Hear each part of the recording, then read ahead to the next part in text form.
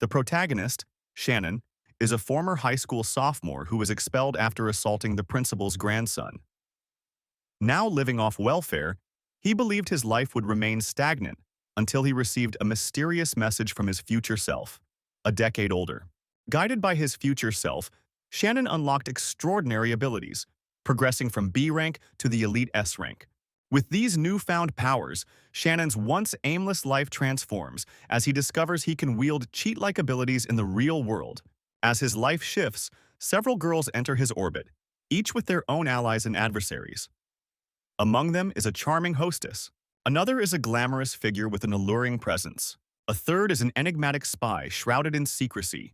These women are captivating yet perilous, but what shakes Shannon most is learning that, in 10 years, he'll already be dead.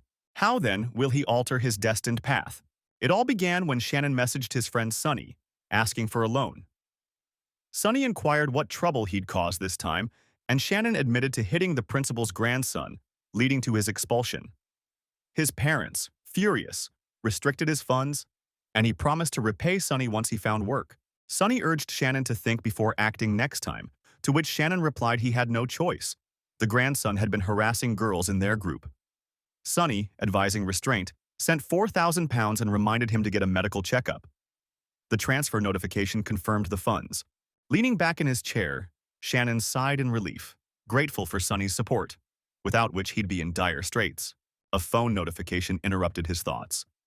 Expecting another bill, Shannon was surprised to see a friend request from someone named Jojo. Stunned, he wondered if this was the famous internet celebrity Jojo.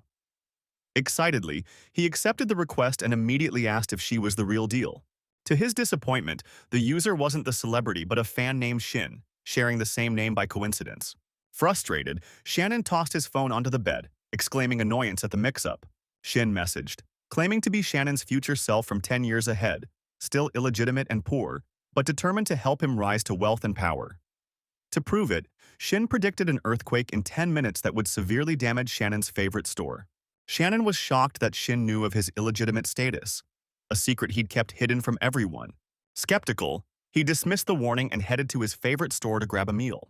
Seated outside, he asked the owner for extra cilantro and waited for his order. Suddenly, he noticed ripples in his glass of water on the table. Feeling tremors, Shannon recalled Shin's eerie prediction. He quickly checked his phone, remembering Shin's warning about the earthquake striking in 10 minutes. He glanced at the time on his phone. A loud crash behind him made him turn, witnessing debris from nearby buildings collapsing.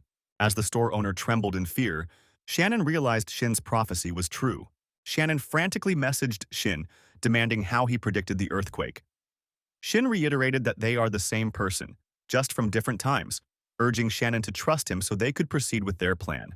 The recent quake, Shin explained, stemmed from Yuan Yang's awakening, a phenomenon signaling massive global shifts in 18 days. Shannon must seize this moment to avoid his fated death a decade later. Shin insisted he wasn't lying. That night, Shin revealed, Yan would get his first shot at freedom, a secret yet to be uncovered. At dawn, Shannon should head to Channeling Mountain in the western suburbs, where a small lake in the north would release enchanting aromas, the essence of Yuan Yang, which would instantly make sense. Shannon must stay by the lake, not straying even a meter, breathing in the fragrant air without hesitation, as Shin emphasized unwavering commitment. Following Shin's instructions, Shannon trekked to the mountain, panting as he climbed the stairs, muttering that he must be insane for following a stranger's advice and wondering where to find the lake.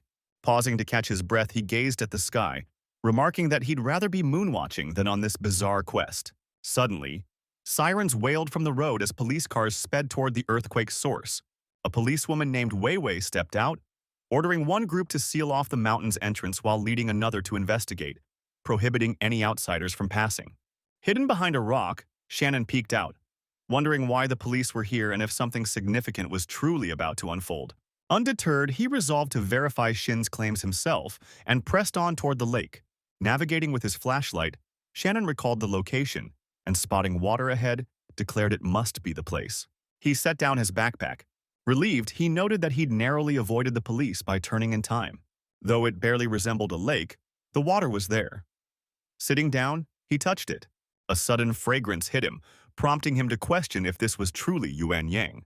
As the lake's scent intensified, Shannon messaged Shin again.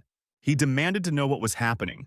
Shin clarified that Yuan Yang was a vital force people would cultivate after the world's transformation in 18 days. As for himself, Shin was dead, betrayed during his ascension, his soul trapped in the void, able only to send messages.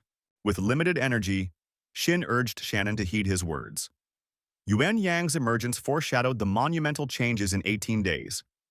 Absorb it fully, and Shin would contact him again to capitalize on this opportunity. Confused, Shannon pondered what Ascension and Yuan Yang meant, grappling with the surreal events unfolding.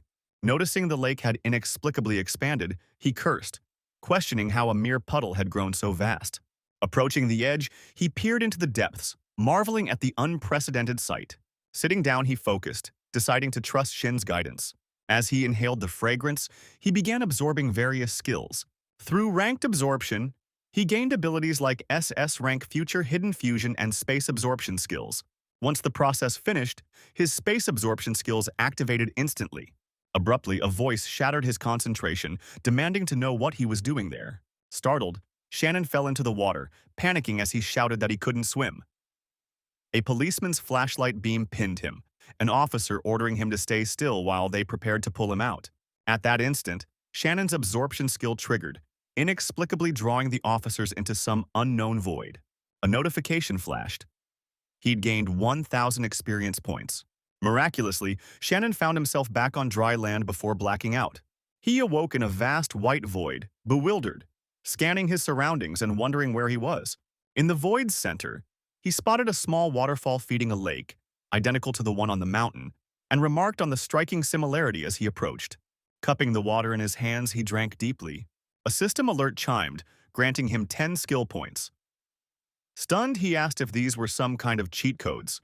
Eagerly, he doused himself with more water, amassing 1,000 skill points, and wondered aloud if he was truly becoming the protagonist of his own story. Laughing with unrestrained joy, he splashed water on his face again. Leaning back, he mused that after 2 decades of misfortune, he finally deserved this stroke of luck. Opening his status window, he questioned the purpose of these skill points. The window displayed his profile. 20 years old, 3 skills, and 15,000 points distributed among them. Noticing a hidden skill labeled Future Unification, he pondered its meaning. He realized this skill might allow him to connect with his future self, potentially unraveling the mysteries surrounding him. Tapping the system window, he decided to test it himself first. A sudden tremor jolted him and he exclaimed, wondering how an earthquake could strike here. The quake expelled him from the white void, and he snapped back to reality. Clutching his head upon waking, he groaned, confused about what had just happened. Wei Wei, arms crossed, eyed him suspiciously, demanding to know who he was and why he was there. Dazed by the stunning woman before him, Shannon couldn't help but stare, momentarily captivated. Wei Wei abruptly stepped closer, pointing at him and shouting that the mountain was sealed off. How had he slipped through? Nervously chuckling, he stammered that it was all a misunderstanding. Scrambling for an excuse, his eyes landed on his backpack, and he gestured to it, claiming he was just hiking. Wei Wei smirked, unconvinced, thinking he was committed to his lie. She declared she couldn't let him go so easily. Waving his hands, Shannon insisted he was only hiking, had fallen into the lake by accident, and was saved by others since he couldn't swim. Surprised, Wei Wei asked if he'd actually seen the lake. He nodded, describing it as massive. Pointing to the side, he urged her to see it for herself, but when he looked, the lake had vanished. Shocked, he asked where it went. Feeling Wei Wei's stern gaze, he pleaded for her to believe him, insisting the lake with its enchanting fragrance was there moments ago, fearing his situation was dire. Wei Wei ordered her team to detain him, and they complied without hesitation. Soon, they were driving back to the city. Wei Wei, wasting no time, began drafting a report, asking his name. Shannon shared that he was 20 and had dropped out of school. When she pressed for why, he hesitated. He stared out the window and said he simply couldn't afford to pay. She asked if he hadn't been able to pay for his education. Then how had he managed to afford this hike? Did that mean he somehow found the money? With an awkward chuckle, he said he just needed a bit of a change in scenery. She peeked into his backpack and commented that his preparation for the hike seemed rather half-hearted. Shin quietly exhaled in relief, thinking to himself that he already knew this wouldn't end well. Luckily, nothing around him gave away his real intentions. But Wei Wei caught the shift in his demeanor and eyed him with suspicion, thinking to herself, was he hiding something? Without hesitation, she drew her guns and aimed them at him, commanding him not to move. She demanded to know the truth. What exactly was he doing here? He nearly jumped out of his skin and pleaded with her not to shoot. He'd confess everything. She gave a faint smile and tapped the badge on her cap, warning him not to dare lie to her again. Everyone had to follow the rules. He glanced at the badge, noticing the E0 insignia on it, and suddenly grew tense, realizing this wasn't a regular police hat. Just who was this girl? He said he'd explain everything, if she went first. She smirked, remarking that he had some guts to be asking questions in his situation. But today, luck wasn't on his side. She had the upper hand. She had the gun. Eventually, the protagonist made it back home and tossed his backpack onto the couch. He slumped down beside it, murmuring that he was utterly exhausted and never expected things to unfold this way. Picking up the business card she had given him, he noted aloud that it didn't list her job title, which struck him as strange. What did she even do exactly? He recalled the moment when she pointed the gun at his head, threateningly asking if he truly wanted to die. The memory sent a chill through him, and he told himself to let it go. He needed a distraction. Maybe browsing the internet would help. So he stepped outside and headed to a gaming cafe where he grabbed a seat and started skimming the news online. An article caught his eye. It reported a volcanic eruption and a bizarre incident in Bay City, where an entire skyscraper had vanished without a trace. He muttered that it was creepy. Strange events weren't confined to just the mountain, apparently. As he scrolled through more stories, he let out a deep sigh, wondering about that warning his future self had given him, that the world would drastically change in 18 days. Was any of this actually happening?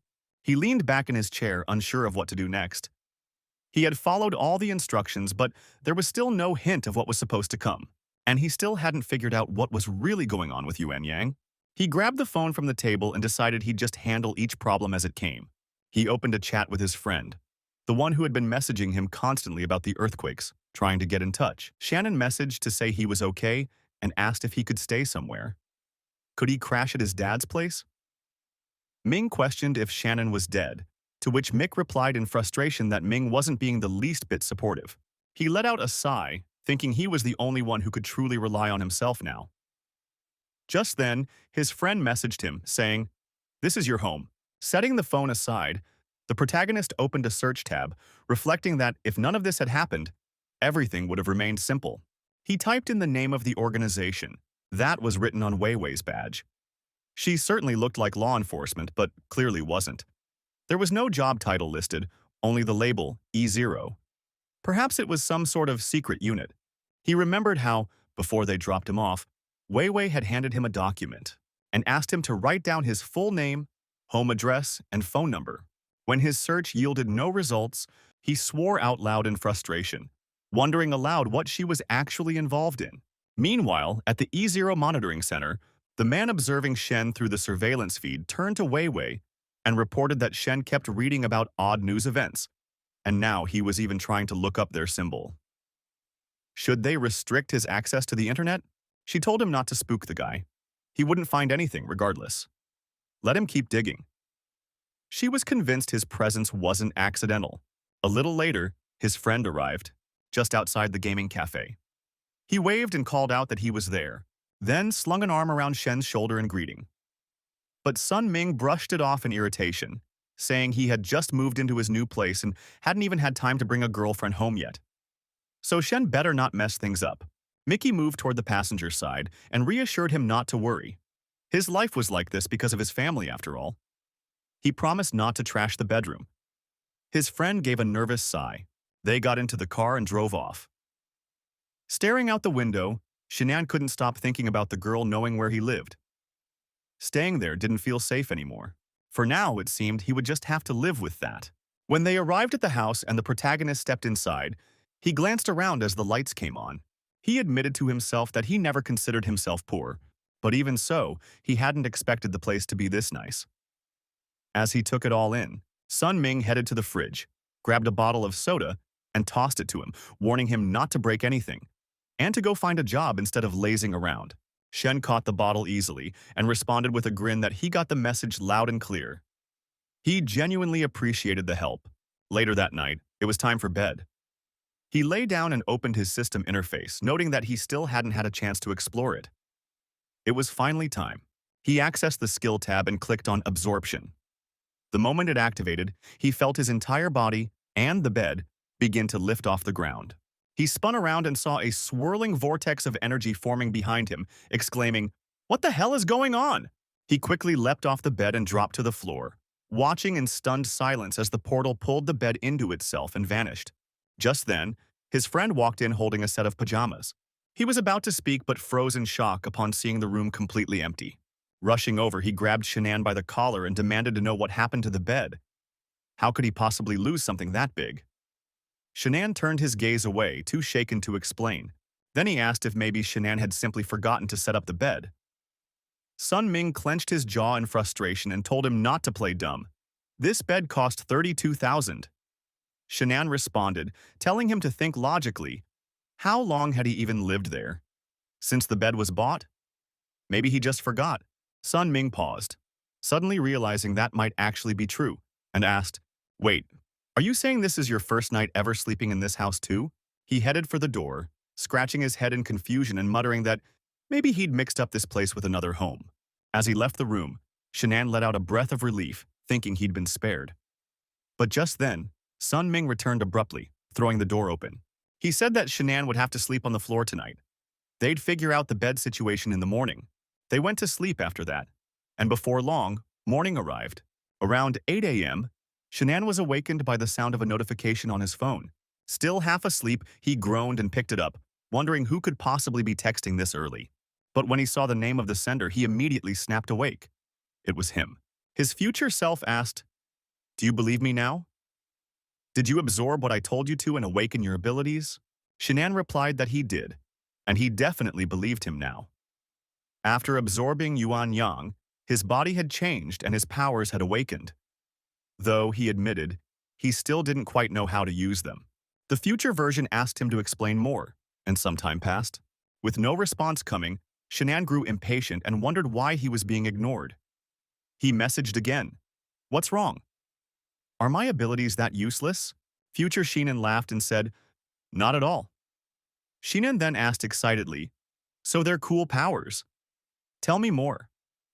The response came, "I don't fully understand them either, but they're definitely not useless. Just don't celebrate too soon," he added, "and tell me what happened last night." Instead, Shanann got annoyed at the topic change. Future Shanann replied, "Wei Wei is someone who awakened very early, but based on what she said, she hasn't fully gained her powers yet. But in 2 days, unknown forces will attack her at the estate, and she'll stop bullets with her bare hands." Shanann's eyes lit up in amazement. "She's really that strong? Then tell me, will she become my wife?" Future Shanann fell silent for a moment, then muttered to himself, "Was I really that stupid in the past?" He messaged again, saying that although they were technically the same person, many events had already changed just by them talking. Still, some major things, like the distribution of Yuan Yang, won't change. Remember, in just half a month, everything will shift globally. You have to be stronger by then. If you fall behind even a little, you'll likely end up just like I did. Shanann reassured him, saying not to worry. With his guidance, he was confident he could succeed. Future Shanann let out a soft chuckle. Then, putting the phone down, he sat alone in the void, silently urging, "Just don't die again." Back in the present, Shanann set his phone aside and lay down on the mattress, thinking about how the world would change in just 17 days. He sat up suddenly, realizing that if everything his future self said was true, he had to seize every opportunity. He understood that much, but the real question was, what exactly should he do now? He recalled what his future self said about Wei Wei, and suspected something might happen in the northern suburbs the day after tomorrow. Maybe even another Yuan Yang incident. Rising from the mattress, he slipped on his shoes and figured he'd learn the truth in time. For now, it was more important to eat. He headed to a nearby restaurant and started his meal but was interrupted by a notification sound. Picking up his phone, he wondered if it was another message from his future self. Instead, he saw that the popular streamer JoJo had just gone live and tapped the alert. Her stream opened with a cheerful greeting to her viewers, announcing she was about to sing a sweet ballad called Spring Drizzle. As he listened, Shanann thought her voice was genuinely pleasant. She continued singing while the chat buzzed with praise about her lovely voice. One enthusiastic fan sent her a lights gift. Shanann was baffled by the gesture, exclaiming, "Isn't anyone embarrassed by this?"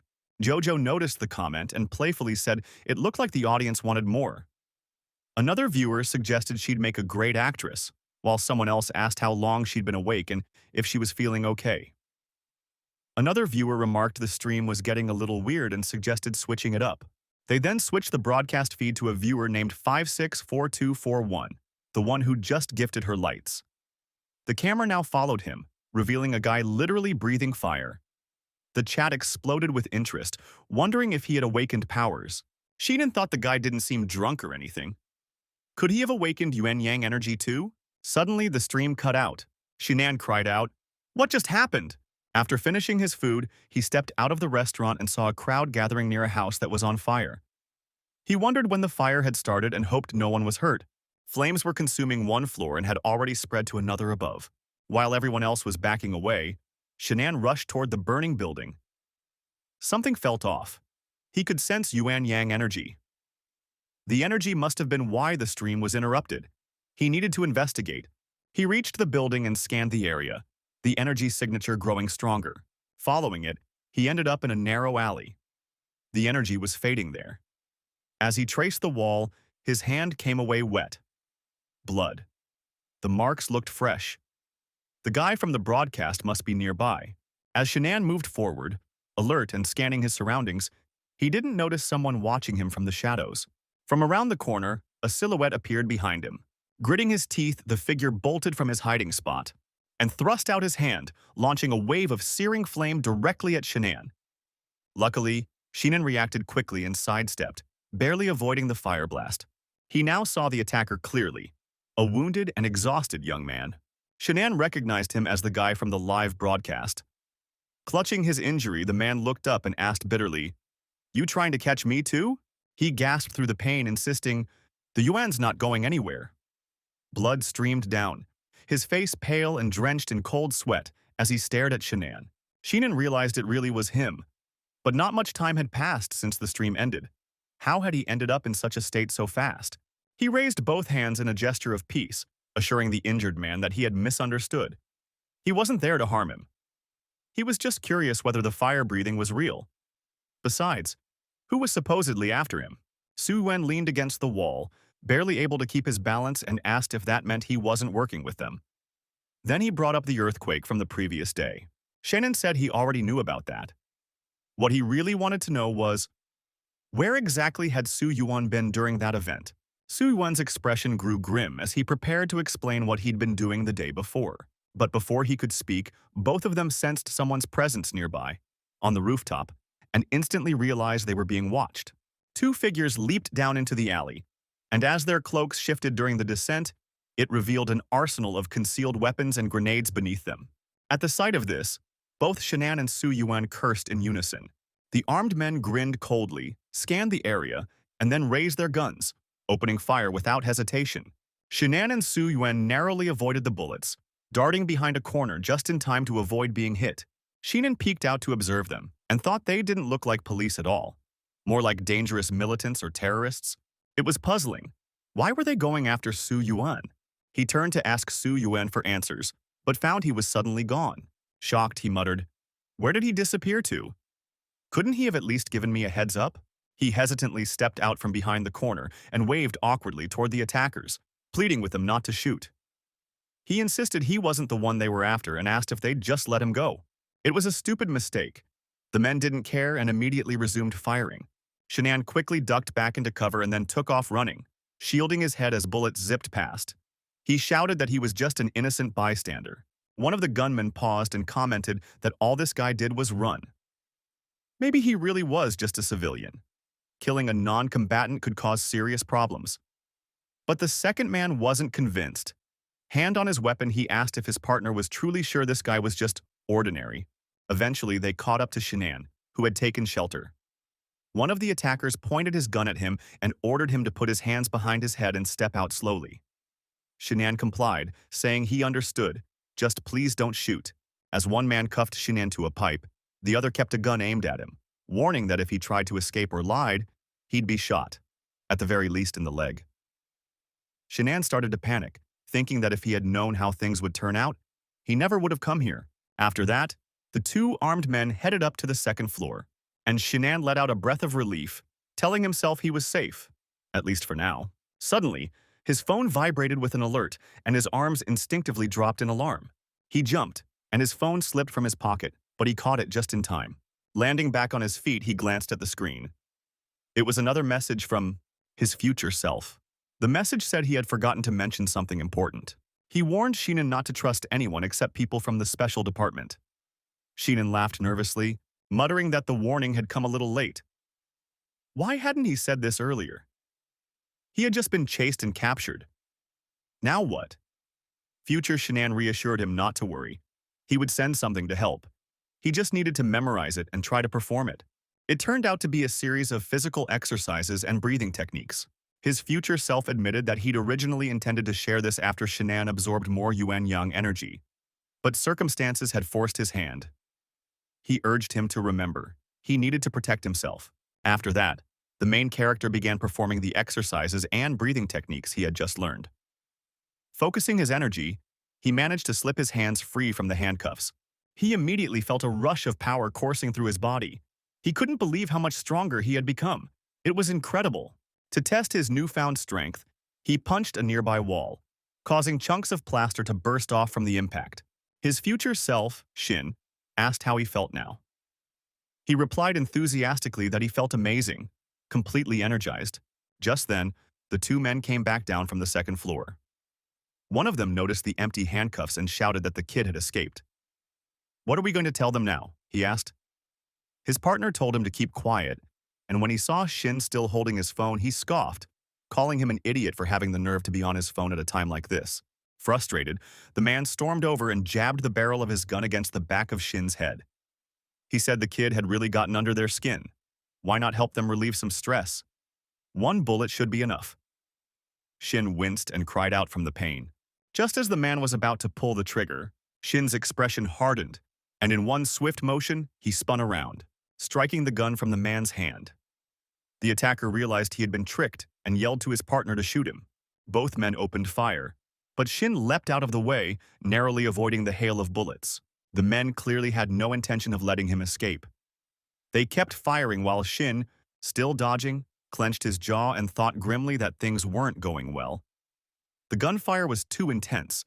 He wouldn't be able to avoid it much longer. Knowing he had no other option, he threw his arms wide and activated his absorption skill. A massive portal materialized in front of him, and right after, he triggered his spatial ability. As a result, all the bullets were drawn into the swirling portal and vanished. Even the men began to feel its pull and started to flee in panic. Shin, drenched in sweat from the extended use of his powers, panted and wondered why it had drained him so badly. The enemies avoided the growing portal, and one of them told his partner they needed to retreat immediately. They knew nothing about this guy or his abilities. They had to report everything. After the men fled, Shin deactivated his powers. His strength completely drained, he clutched his head, stumbling unsteadily, then collapsed to the ground and lost consciousness. An hour passed before he finally regained consciousness, and upon checking his phone, he muttered that he had been out cold all that time. He messaged his future self saying he had just come to. What had happened to him? The reply explained that he had overexerted himself. His current body couldn't handle frequent skill use yet. He needed to rest and manage his energy carefully. Shin asked what to do now, especially with another Yuan Yang absorption scheduled for tomorrow. The response reassured him that absorbing Yuan Yang wouldn't drain his energy, so he didn't need to worry. But what about the men who had attacked him? Shin said there had been 2 of them, but they had fled. His future self warned that they would be back. They would find him again soon. Next time, he should be ready to kill them. He hoped he could handle it. He reminded him that the world had already changed. If he didn't abandon his fears and weaknesses, he wouldn't survive. After reading the message, Shin lowered his gaze to the floor with a somber look. Of course, he knew himself better than anyone. He knew just how soft-hearted he truly was. Determined not to lose hope, he stood up with renewed resolve and declared that he would overcome any challenges ahead. He promised himself that from now on, he would fear nothing in this world. But he wasn't aware that he wasn't alone. Nearby, Su Yuan, hidden just around the corner, contacted Jean. She asked if this was the person he had mentioned. He's quite intriguing, she added. He thanked her for saving his life and asked if she was genuinely interested in the guy. She simply told him to keep watching. If this person turned out to be as powerful as he seemed, they'd have to consider inviting him to join their team. Just then, Shin stepped outside the building, glancing back with a wary look. He couldn't shake the feeling that someone was watching him. He reminded himself to stay vigilant. He couldn't afford to disappoint his future self. He knew he had to prepare first, but before he could act, a shadow darted behind him, and he was struck hard in the head by an unknown attacker, knocking him unconscious. When he regained consciousness, he was in pain and quickly realized he was tied up. Confused, he asked what was happening, and then his eyes widened in shock. Standing before him was Wei Wei. Smiling, she tugged at the rope and demanded he explain where he had been at noon that day. He said it wasn't her business and questioned why he needed to explain himself at all. He simply had a stomachache. A stomachache? She asked, surprised. Then, unexpectedly, he leaned in with a smirk and asked if maybe she had fallen for him. Is that why she kept following him? Her cheeks turned a shade of pink as she quickly untied him, turned her back, and told him to stop talking nonsense. She warned him to be careful, promising that she'd catch him doing something suspicious soon. As he stretched his shoulders, he assured her he'd be more careful. Stepping closer, he softly told her to come to him if anything happened. She replied that it was better if he stayed out of it. Then she asked if someone had encouraged him to go to Channeling Mountain. When he shook his head and said no, she told him to inform her immediately if he ever encountered that person. After such a turbulent day, the protagonist finally made it home. Sitting on the floor, he sighed and muttered that she really was a handful. Closing his eyes, he focused deeply and entered his internal space. Around him appeared a familiar bed and several different weapons.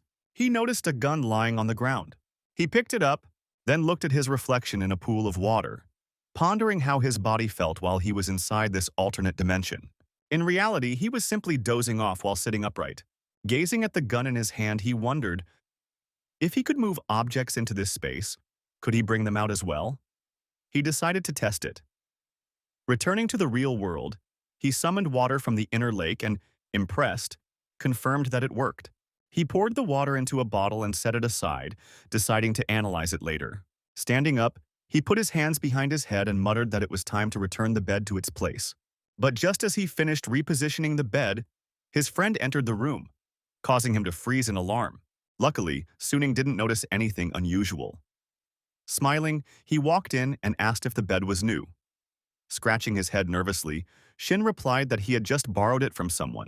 Suddenly, Sunming spotted the water bottle on the table and asked with curiosity if it was some kind of new soda. Sunming grabbed the bottle, popped it open, and commented confidently that he had good taste. He knew exactly what he liked. Shin tried to stop him, but it was too late. He had already taken several gulps. Shin asked why he drank it without checking first. Sunming didn't respond immediately, instead asking why the taste was so odd. Suddenly, he hunched over as cold sweat drenched his body. Grimacing, he groaned that he felt seriously unwell. He dashed toward the bathroom and Shin quickly followed to support him. After that, Shin stashed the bottle somewhere safe, just in case. He thought to himself that Sunming had probably had more than enough. Could ordinary people even safely drink that water? While his friend was suffering in the bathroom, Shin sat cross-legged on the floor, deciding to squeeze in some training. He closed his eyes and focused, allowing energy to begin radiating from his body. Watching from the shadows was a mysterious girl named Melina Cho. Observing the energy, she remarked that this was the breath of the tiger, a martial technique that had survived since the days of ancient combat. This boy was clearly no ordinary person, though, unfortunately, the technique he used appeared to be incomplete. Eventually, Sunming stumbled out of the bathroom and said that he had even blacked out for a moment. "What the hell was in that bottle?" he demanded. Concerned, the protagonist asked if he was okay now. Maybe he should see a doctor. Sunming waved him off, saying he just needed some rest for the evening and would be fine. But that mysterious water had really freaked him out. Hearing that it wasn't serious, Shin let out a breath of relief and said he was glad to hear that.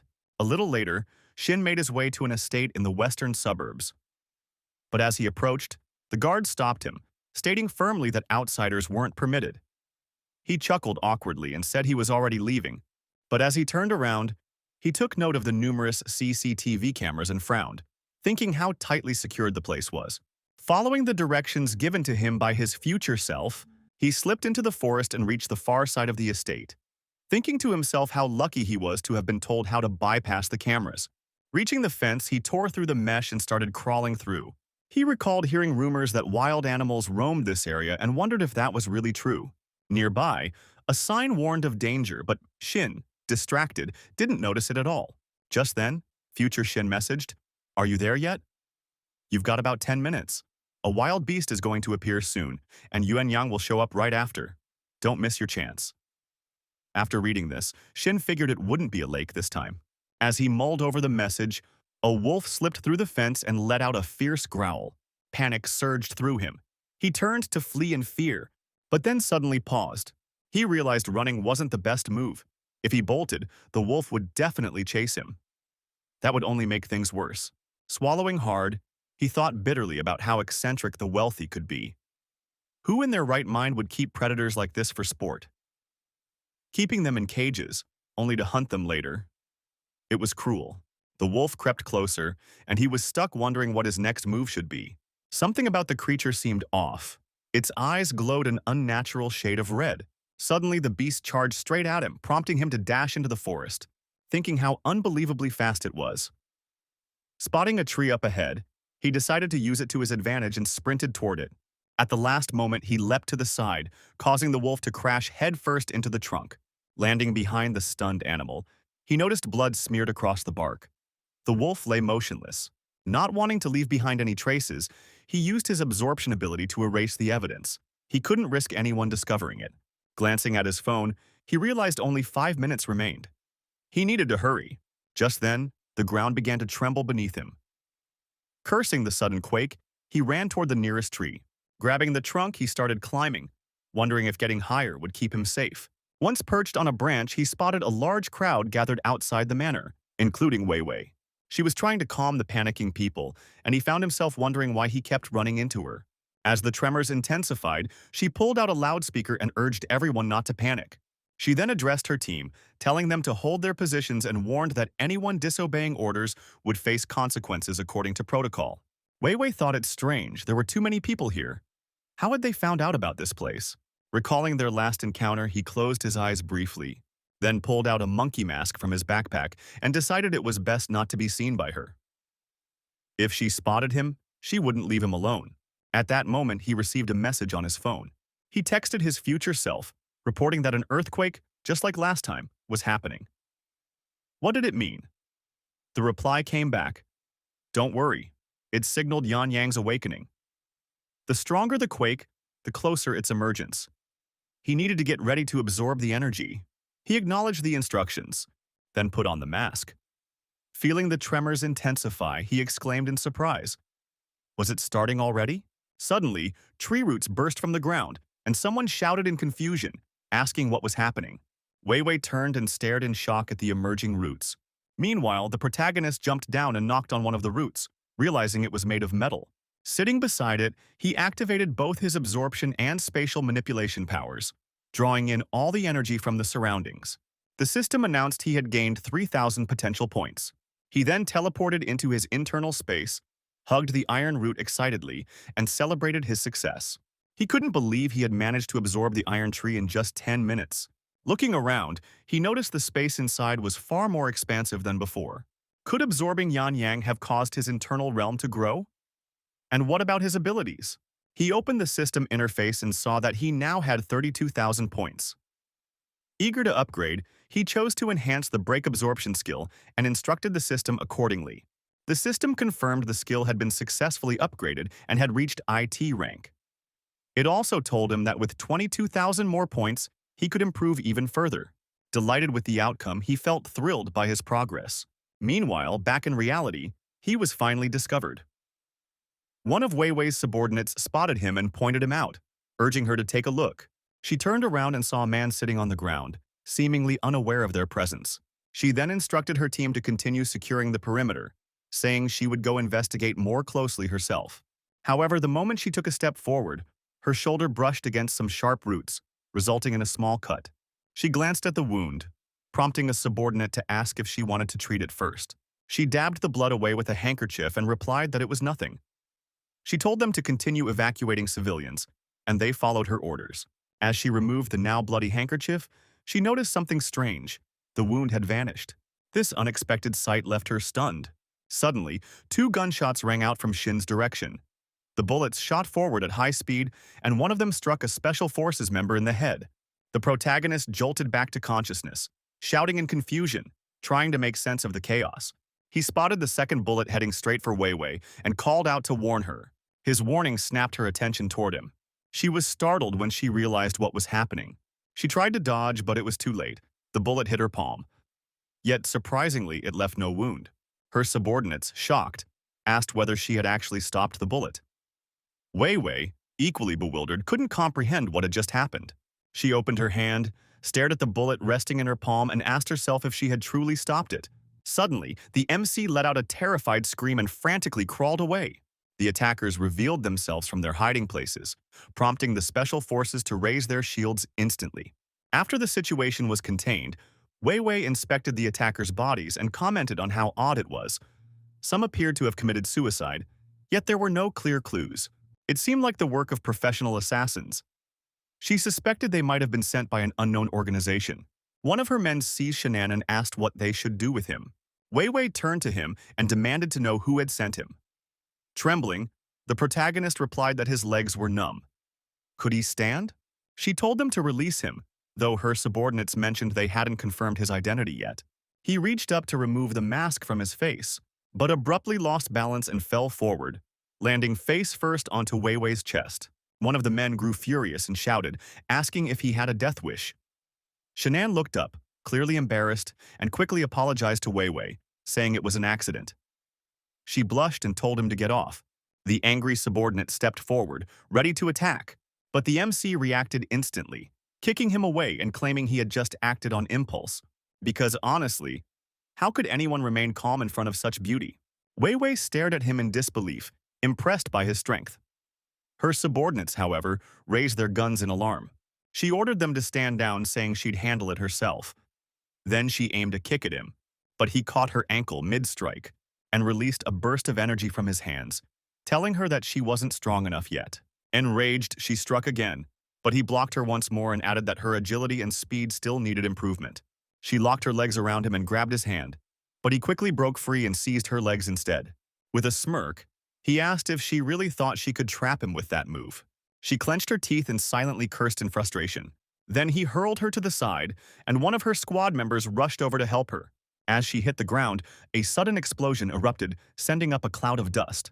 When the dust cleared, she looked up and spotted the man fleeing. Slamming her fist into the ground, she swore she'd catch him soon. Her subordinate, shocked by the sheer force of her strike, gasped and admitted he felt faint. She paused and wondered aloud. What was this strange sensation? It felt like her strength was growing. Could it really be because of him? Meanwhile, Shannon was sprinting through the forest, thinking that Wei Wei wasn't half bad. He hoped this newfound strength would serve her well. Suddenly, he noticed a massive white snake slithering nearby and exclaimed at its enormous size. At that moment, a wild boar charged from the opposite direction. He quickly leapt aside, realizing how dangerous the situation was. Luckily, he was getting the hang of reacting in time. The boar, unable to stop, slammed its head against a rock and passed out. The MC approached it, noting that it might have mutated since it came to him of its own accord. He decided to try transferring it into his spatial domain.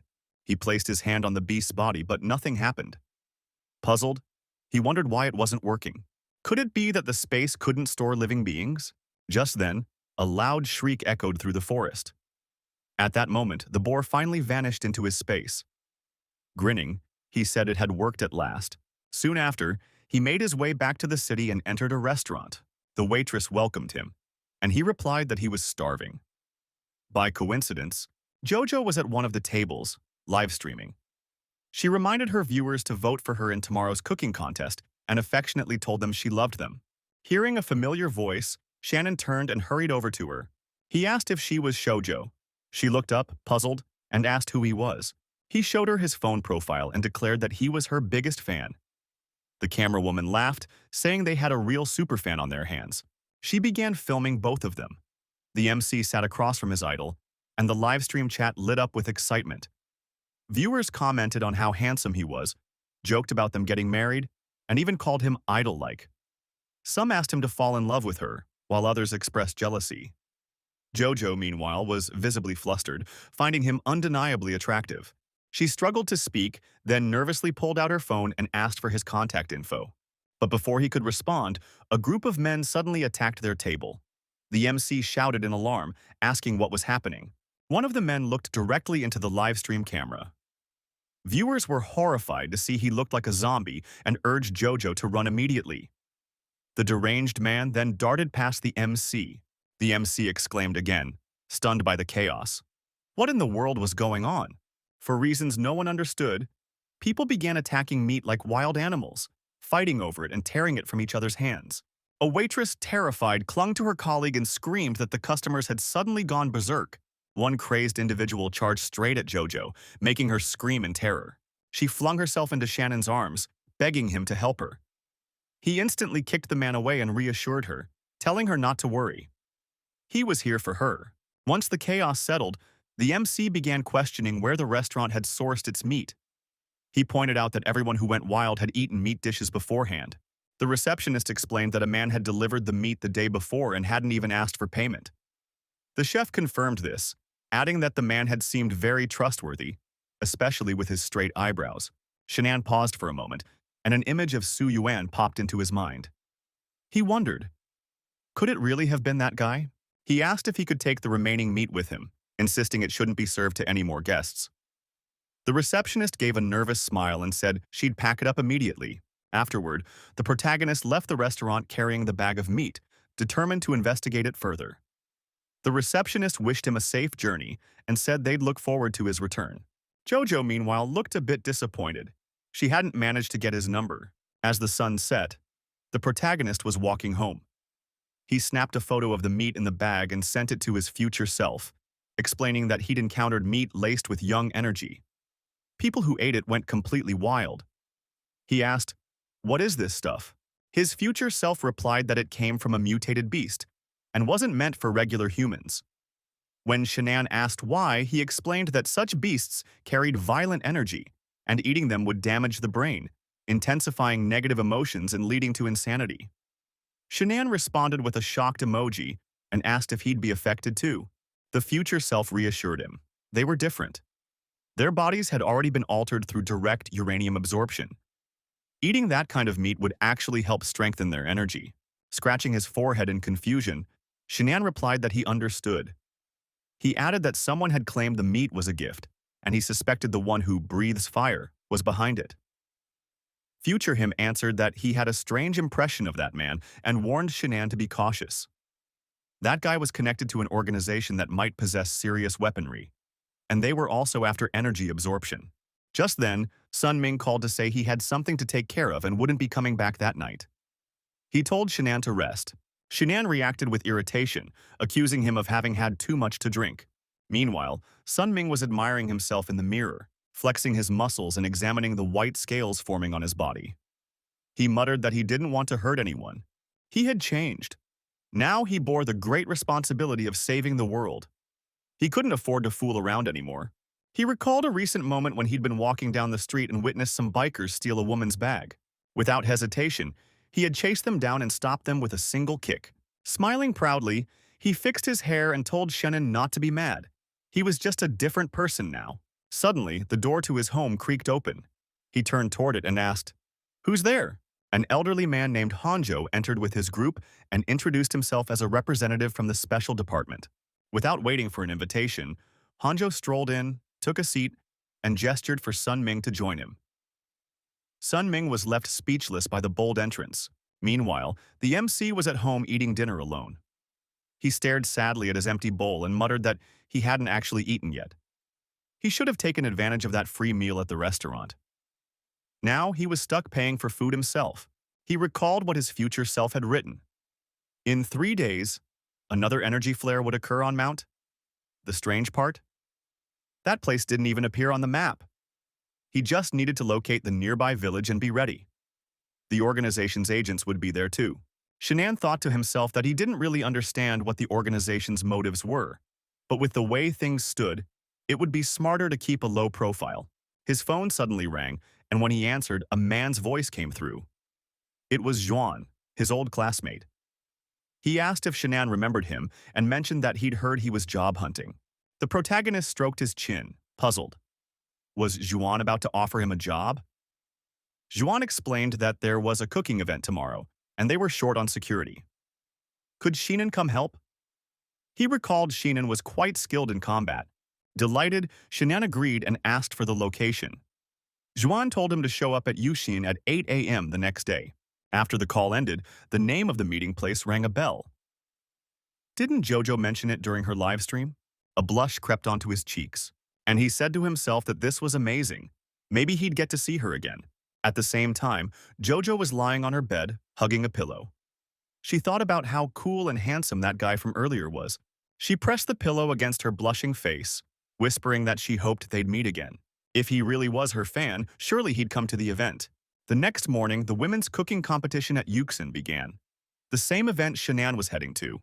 He arrived right on time, spotted Jojo in the crowd, and called out to her.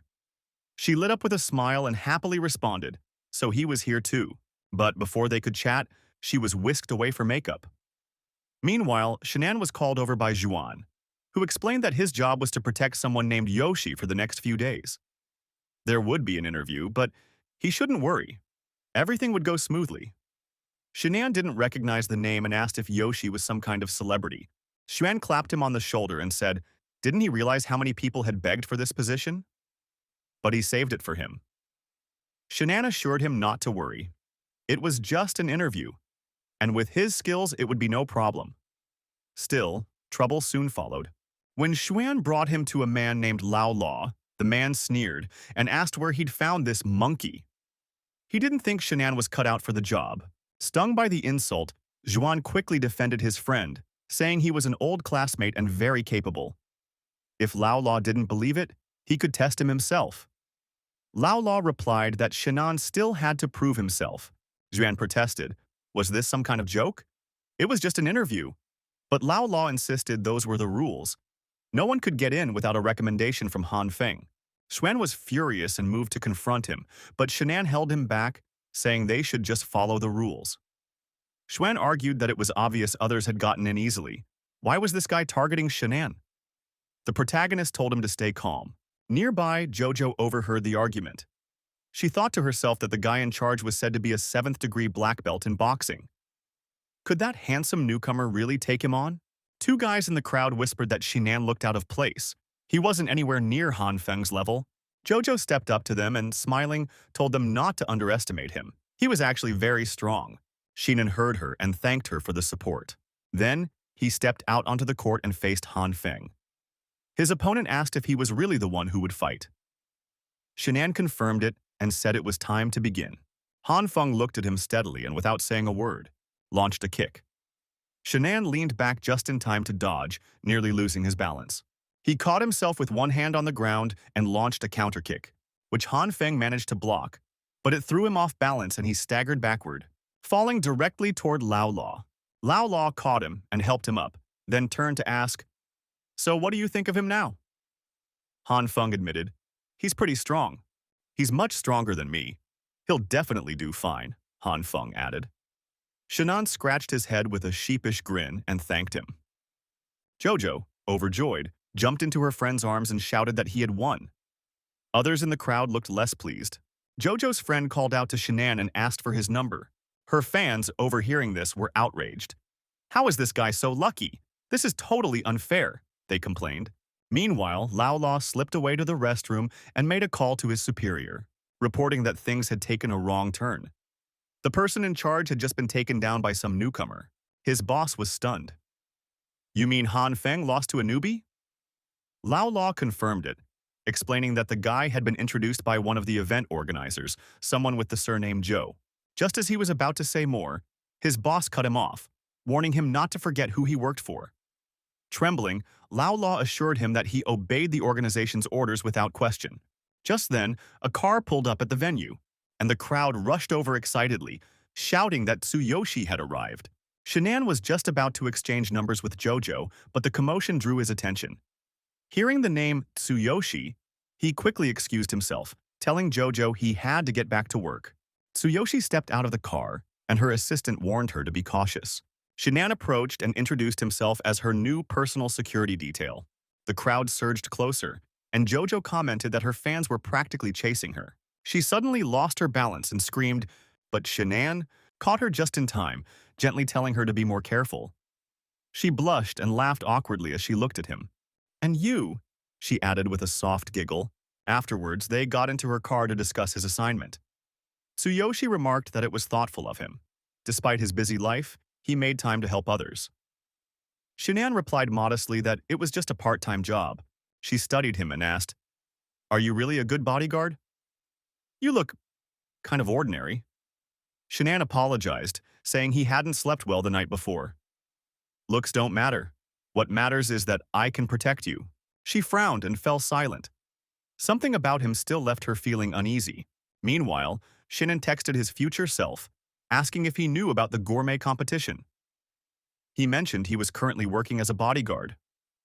Future Shinan replied, "You mean the madness around the joining pavilion?" Jo Wan tried joining back then, but couldn't beat Han Feng and got rejected. He warned Shinan to be cautious. Tsuyoshi might be a target for kidnapping. There's something off about her, but he didn't yet know what. After reading the message, Shinan decided he needed to treat this job seriously. Soon, the crowd gathered around a huge stage, all trying to get closer to Tsuyoshi. Her fans were shouting for her to notice them. One even yelled that he wanted to marry her. Jojo, caught in the middle of the throng, held onto her friend's hand tightly and said, "There are just too many people here." Jojo glanced over at Shinan, watching him as he focused on his job, and quietly thought to herself how much she wished he were by her side right now.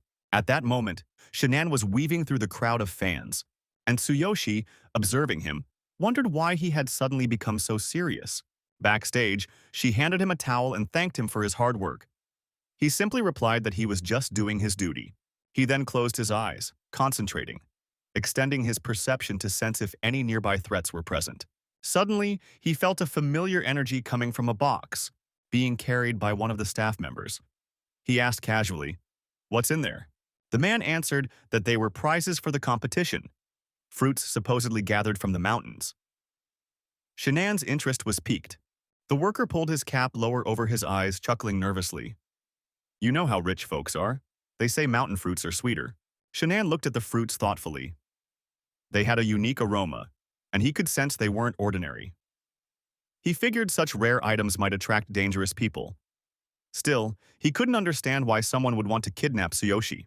He glanced at her again, wondering what her real connection to all of this was. At that moment, she checked the event schedule, then went on stage and greeted the crowd warmly, saying how happy she was to meet them. One enthusiastic fan held up a large sign and shouted her name. He suddenly climbed over the fence, rushing toward the stage. Han Feng stepped in to stop him, warning him not to go any further. But the crazed fan shot him an angry glare, then punched him in the chest and clambered up onto the stage. Standing in front of Tsuyoshi, he raised his sign, a heart drawn on it, and shouted that he loved her. The situation was spiraling out of control. Shinan stepped protectively in front of Tsuyoshi and ordered the fan to get off the stage. His colleague warned him, "Be careful, he's strong." Shielding Tsuyoshi with his body, Shinan slapped the fan across the face and shoved him back. "Tell me, who sent you?" he demanded. Lao Law stepped forward and gently pushed Shinan's shoulder. "That's enough," he said. "Let us handle him. We'll take him away." Han Feng and Lao Law pinned the fan to the ground, warning him not to move. The man struggled and shouted, "Let me go! I need to see her." His mind in turmoil, he cursed under his breath, thinking how close he had come to achieving something. Tsuyoshi then approached Jojo and asked if she was all right.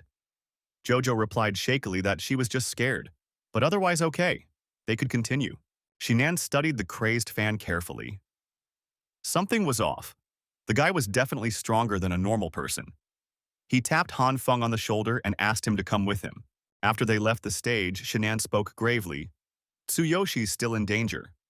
Han Feng asked him to explain. "We can't trust that staff guy," Shinan said. "There are too many people around the stage. If something else happens, I might not be able to protect her alone. Han Feng nodded. I understand. I'll personally deal with security. Your focus should be on keeping her safe. The rest of the day passed without any further incidents, and the group checked into their hotel. After a shower, Shinan lay down on the bed and sighed, saying that luckily, aside from the fan incident, nothing worse had happened today. Still, he knew he had to double-check everything before bed. He got up, closed his eyes, and began focusing his senses, scanning his surroundings for any lingering threats. When he could no longer sense her presence in the next room, anxiety gripped him. He furrowed his brows, fearing she might have already left. He sharpened his focus even more, trying to understand what had happened. Catching sight of a faint energy trail, he assumed she had just gone out and realized he had to catch up quickly. He stepped out of his room and scanned the area. Then, he spotted small footprints trailing behind Tsuyoshi, who was moving toward the exit. He followed and saw her heading toward a meeting with Wei Wei. Observing from a distance, he exhaled in relief, realizing he'd panicked unnecessarily. But one question lingered. How did those two know each other? His eyes suddenly widened as a dangerous, murderous aura crept up behind him. He instinctively leapt aside just moments before a blade could strike his head. The knife embedded itself in the wall as the deranged attacker shouted, clearly frustrated and claiming he was tired of him. The protagonist turned to face him, bewildered. Who was this person? Evading a second strike, he swiftly retrieved a gun from his storage space and aimed it at the assailant. The attacker grew visibly anxious, questioning where the gun had come from. Choosing not to push his luck, the protagonist stopped his retreat, deciding it was best to fall back and search for a better chance to complete the mission. Shin fired a few shots after him. When he realized the attacker had vanished, he holstered the gun and muttered that the man was fast. But surely the gunfire would have alerted the authorities, so he wouldn't dare try anything else tonight. He resumed tracking him until eventually returning to his room. Once there, he finally allowed himself to relax and went to sleep. Multiple, who had been covertly tailing him the entire time, peered through his window and instructed her subordinate not to provoke him. The subordinate replied that he had merely wanted to gauge the man's strength. It was part of the organization's plan to assess him. She turned to him seriously, reminding him of the man's formidable power. They had no need to antagonize someone like that. One more enemy was the last thing the organization needed. He nodded in acknowledgement and mentioned that he had heard the higher-ups were considering recruiting the man. She dismissed the comment, saying it wasn't his concern. Regarding Yoshi, she warned him not to meddle. Their mission was to monitor Chinian and ensure his survival. Nothing more. They were forbidden from getting involved with the internal affairs of elite families and should consider themselves fortunate. With that, she vanished into thin air. Her subordinate gave a respectful bow, then casually pushed bullets from his chest and walked forward along the quiet street. Time passed. Two women had now taken the stage, and the host announced that this was the final day of the award ceremony. The MC stood before her, scanning the audience with evident suspicion, while catching snippets of their murmured conversations. One man complained about how troublesome that guy was, but his colleague told him to calm down. Their task was only related to the girl. He reminded him that their main objective was to obtain the fruits. The first man said he remembered, though he still found the whole situation annoying. Once the awards were presented, their representative would go up and initiate the plan. The others confirmed they were fully prepared. Shin's gaze fell on several men disguised as staff members, and he noted how they carried themselves, disciplined, tough, and composed like military personnel. It was no surprise. If Wei Wei had formed this task force, then it had to be elite. Suddenly, the host announced Hux as the winner, and a joyful laugh echoed from a man who claimed the victory as his. Just then, a voice declared that the winner had arrived, but Shannon noticed something was off. The voice didn't match the earlier one, and the realization made him uneasy. He quickly turned toward the person who had first spoken and saw that he was only now approaching the stage. Meanwhile, the second individual had already snatched the fruit from Chucky's hands and was celebrating. The imposter informed his team that he had secured the fruit, prompting several of his accomplices to rush onto the stage and head straight for him. Noticing this, Shin calmly told Sushi not to worry. He was with her. He instructed her to close her eyes and stay behind him. She obeyed, and he readied himself to fight. But to their surprise, the entire group was suddenly incapacitated. Members of the special unit, disguised as staff, had taken out the attackers. As the protagonists looked closer, they saw tranquilizer darts lodged in the attackers' necks. Just then, an identical dart was launched directly at him, leaving him momentarily confused. Spotting Wei Wei in the crowd, he thought angrily to himself, how could she dare target him in front of everyone? His absorption ability kicked in, pulling the dart harmlessly into the void. He decided to feign unconsciousness, reasoning that this was the perfect chance to uncover their true intentions. Witnessing the scene, Wang rushed over while Han Feng shouted in confusion, questioning what was happening. One of the undercover agents flashed an official ID, leaving Han Feng stunned and helpless as he watched his unconscious friend being loaded into a vehicle. Wang stood frozen, asking aloud, "What in the world is going on?" Later, Shannon was laid on a sofa, while Tushi, who had remained nearby, invited Tsuyoshi for a private conversation. As Tsuyoshi entered, she immediately asked how he was doing. Tushi responded that he was fine, just unconscious. Her concern was obvious. Tsuyoshi sneered and questioned her sincerity, saying she clearly didn't understand the situation. Why had she brought him here? Was it true that she had awakened an ability? Wei Wei's expression darkened. She warned Tsuyoshi not to pry into things better left unknown. She admitted the man had potential, but urged caution. Walls could have ears. She knew all too well how advanced modern surveillance was. Tsuyoshi scoffed. Who didn't know about the talents that lay hidden behind that innocent face? What secrets did she possess? Everyone was so easily fooled by her looks, Shannon thought quietly to himself. Just how many people outside were aware of the connection between the two families? These were two of the most powerful families among the four greats in Silver City. One of them was led by a woman who controlled nationwide businesses, held vast wealth, and even owned multiple entertainment companies. Tsuyoshi was said to be a director working within one of those companies. In essence, her family practically ruled the city. Shannon cracked open his eyes as Tsuyoshi asked for an update. She replied that things were mostly under control. Her elite agents were handling everything. She said she would return once it was all wrapped up. Just as she reached the door to leave, it cracked, and the body of a security guard came crashing through it. She stared down at him in shock. Tsuyoshi rushed forward, shouting for her to be careful. In an instant, a man named Lei Jin burst into the room. She launched a kick at him, but he managed to block it. She suddenly gasped in pain and staggered back. Lei Jin demanded to know, where were the spiritual fruits? Wei Wei's expression turned cold as she responded that she had no idea what he was talking about. Without hesitation, he struck at her, but she managed to defend herself. He grinned, clearly amused, and remarked that she was tougher than she looked. He launched a powerful kick at her, but she blocked it just in time and counterattacked, inwardly noting the sheer force behind his strikes. He was unbelievably strong. She lashed out with a punch full of fury but couldn't land a hit, so she went for a knee to his stomach instead. Meanwhile, the protagonist remained lying still, puzzled. He sensed no elemental energy from her, so she hadn't awakened an ability. Then why was her aura so powerful? Lei Jian suddenly declared that he was done playing around. He rushed her and struck her abdomen with brutal force, causing her to spit blood and collapse to the floor. He raised his foot above her head, ready to crush her. Tsuyoshi panicked and charged at him to stop it. Thankfully, Mickey arrived just in time, hurling a keycard at the attacker, who narrowly dodged it. Shin picked up the wounded Wei Wei in his arms, stepped away, and gently asked if she was all right. The man stared uneasily at the access card embedded in the wall. Wei Wei looked at Shin in surprise and asked, had he just woken up? He gave a small smile and replied that he had never actually been asleep. He had just been playing along. That response caused the same thought to pop into the girls' minds. Had he heard everything they said? He gently placed Wei Wei on the sofa and told her to rest. Then, placing a hand on her shoulder, he activated his ability. She felt warmth spread through her, the pain easing. Was he healing her? She pleaded with him not to get involved. He wasn't strong enough to take him on, and this wasn't even his fight. Lei Jian cracked his knuckles and, smirking, said he didn't know where Shin had come from. But to him, he looked like nothing more than a pesky insect. Wei Wei turned and coldly told him not to bother guessing. Shin was just a handsome nobody. Even if he died, no one would care.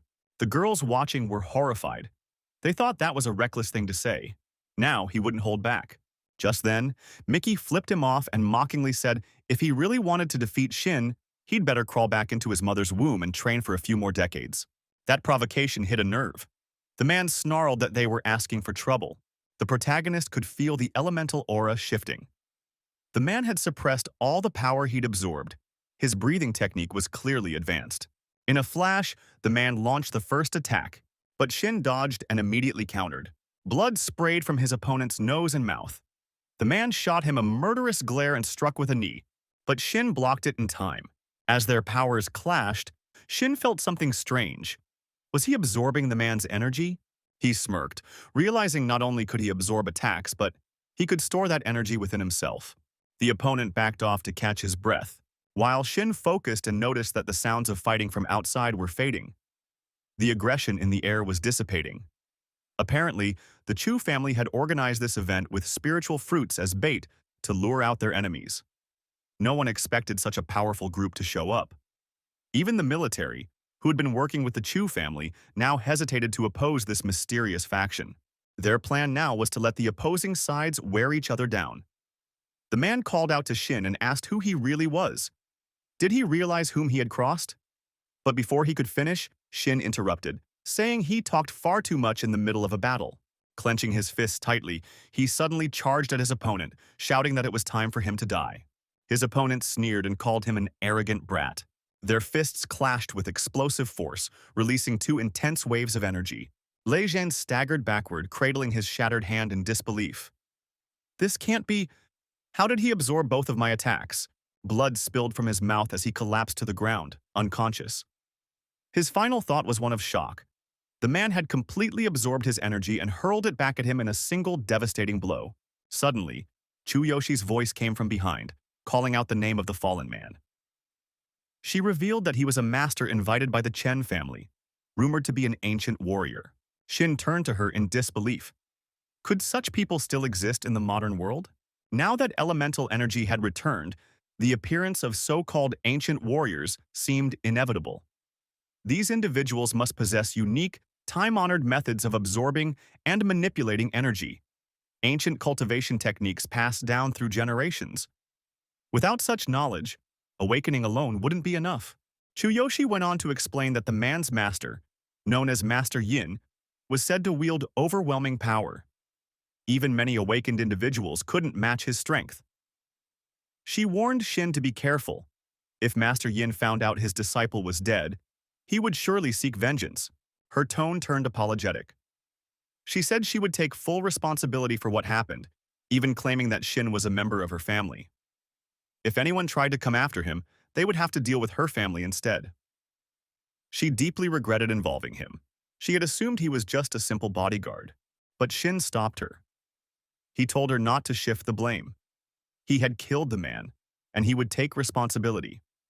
If Master Yin wanted to come for him, she could let him know Shin would be waiting. She pushed back, reminding him that he fought to protect her. She wouldn't let him shoulder the danger alone. Besides, he needed to watch out for the Chen family too. They may have left empty-handed this time, but since Shin wasn't aligned with any faction, they would certainly try to target him. At that moment, Wei Wei sat up and glanced at Shin with visible concern. She called out to him, asking if he would consider returning to the military with her. They wouldn't harm him there. Shin shot her a skeptical look. After all, it wasn't long ago that she'd sent someone to knock him out. He thought to himself that when the dust settled, he would make sure to get back at her. Turning to leave, he simply said he was exhausted. After such a long day, all he wanted was to go home and sleep. The girls were taken aback by his casual response. Time passed, and darkness fell over the city. On his way home, Shin pulled out his phone and checked his messages. Joanne had been checking in on him repeatedly, asking if he was all right. She reminded him that if he was going through something, he could always count on the others. Han Feng had also messaged to ask if he was okay. Shin found their concern touching and replied to both, assuring them that everything was fine. He thought back to what Yoshi said about Master Yin and the ancient warriors. They sounded like powerful enemies. Should he ask his future self for advice? If he did, his future self would probably just laugh and tell him not to worry. Those old geezers were always bickering over something. They weren't worth his time.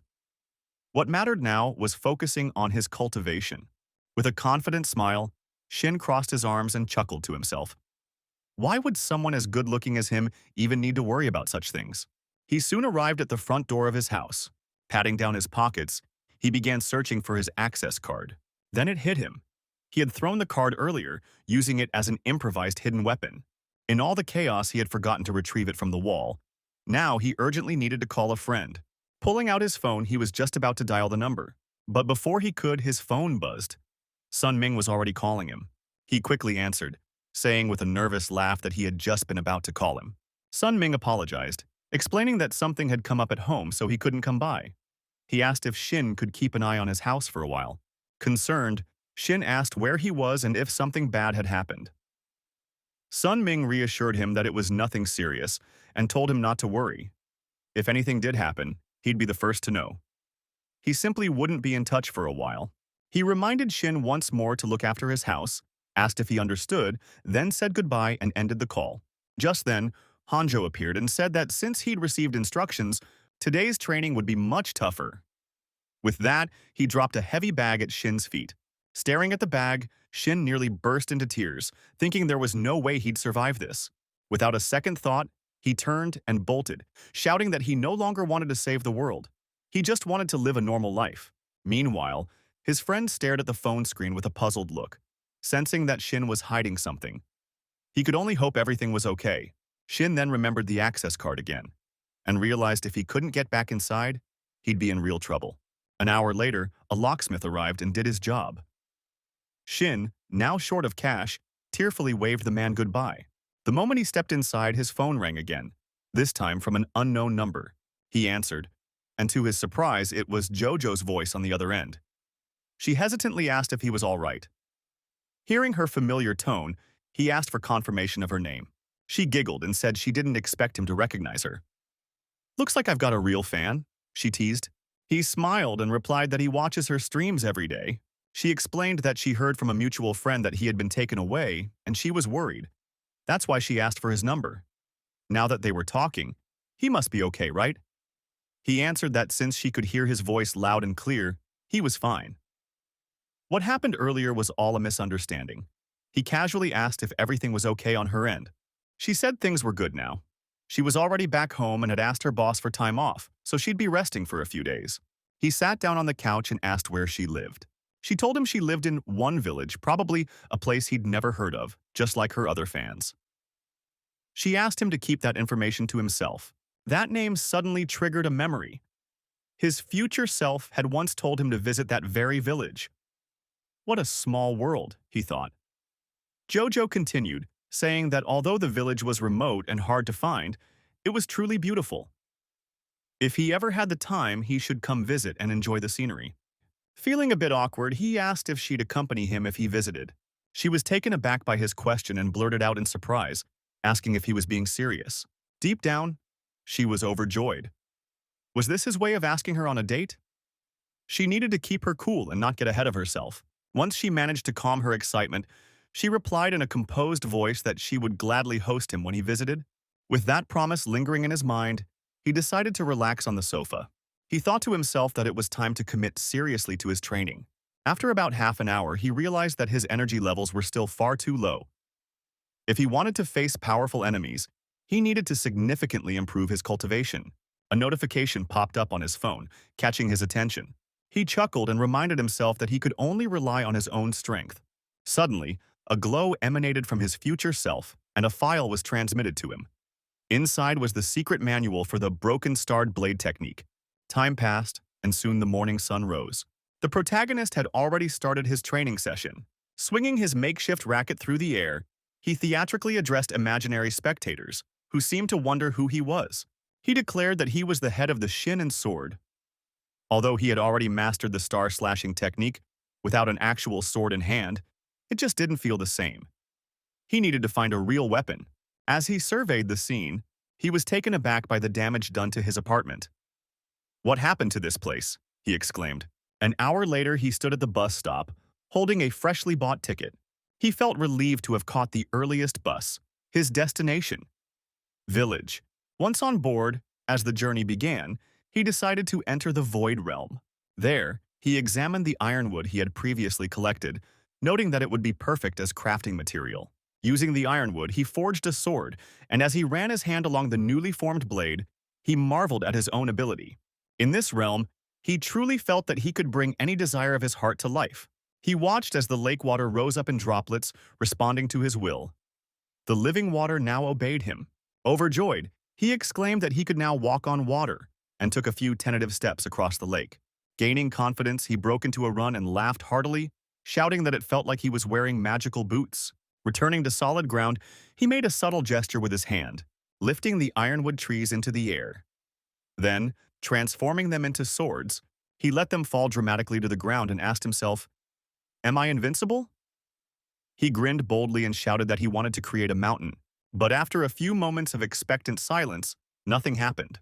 That's when he understood. This place allowed him to transform existing things, but he couldn't create something out of nothing. From somewhere distant, he vaguely heard a woman's voice telling him to wake up. It was the last stop. She shook his shoulder again, and seeing her irritated face, he quickly snapped back to reality and apologized sheepishly.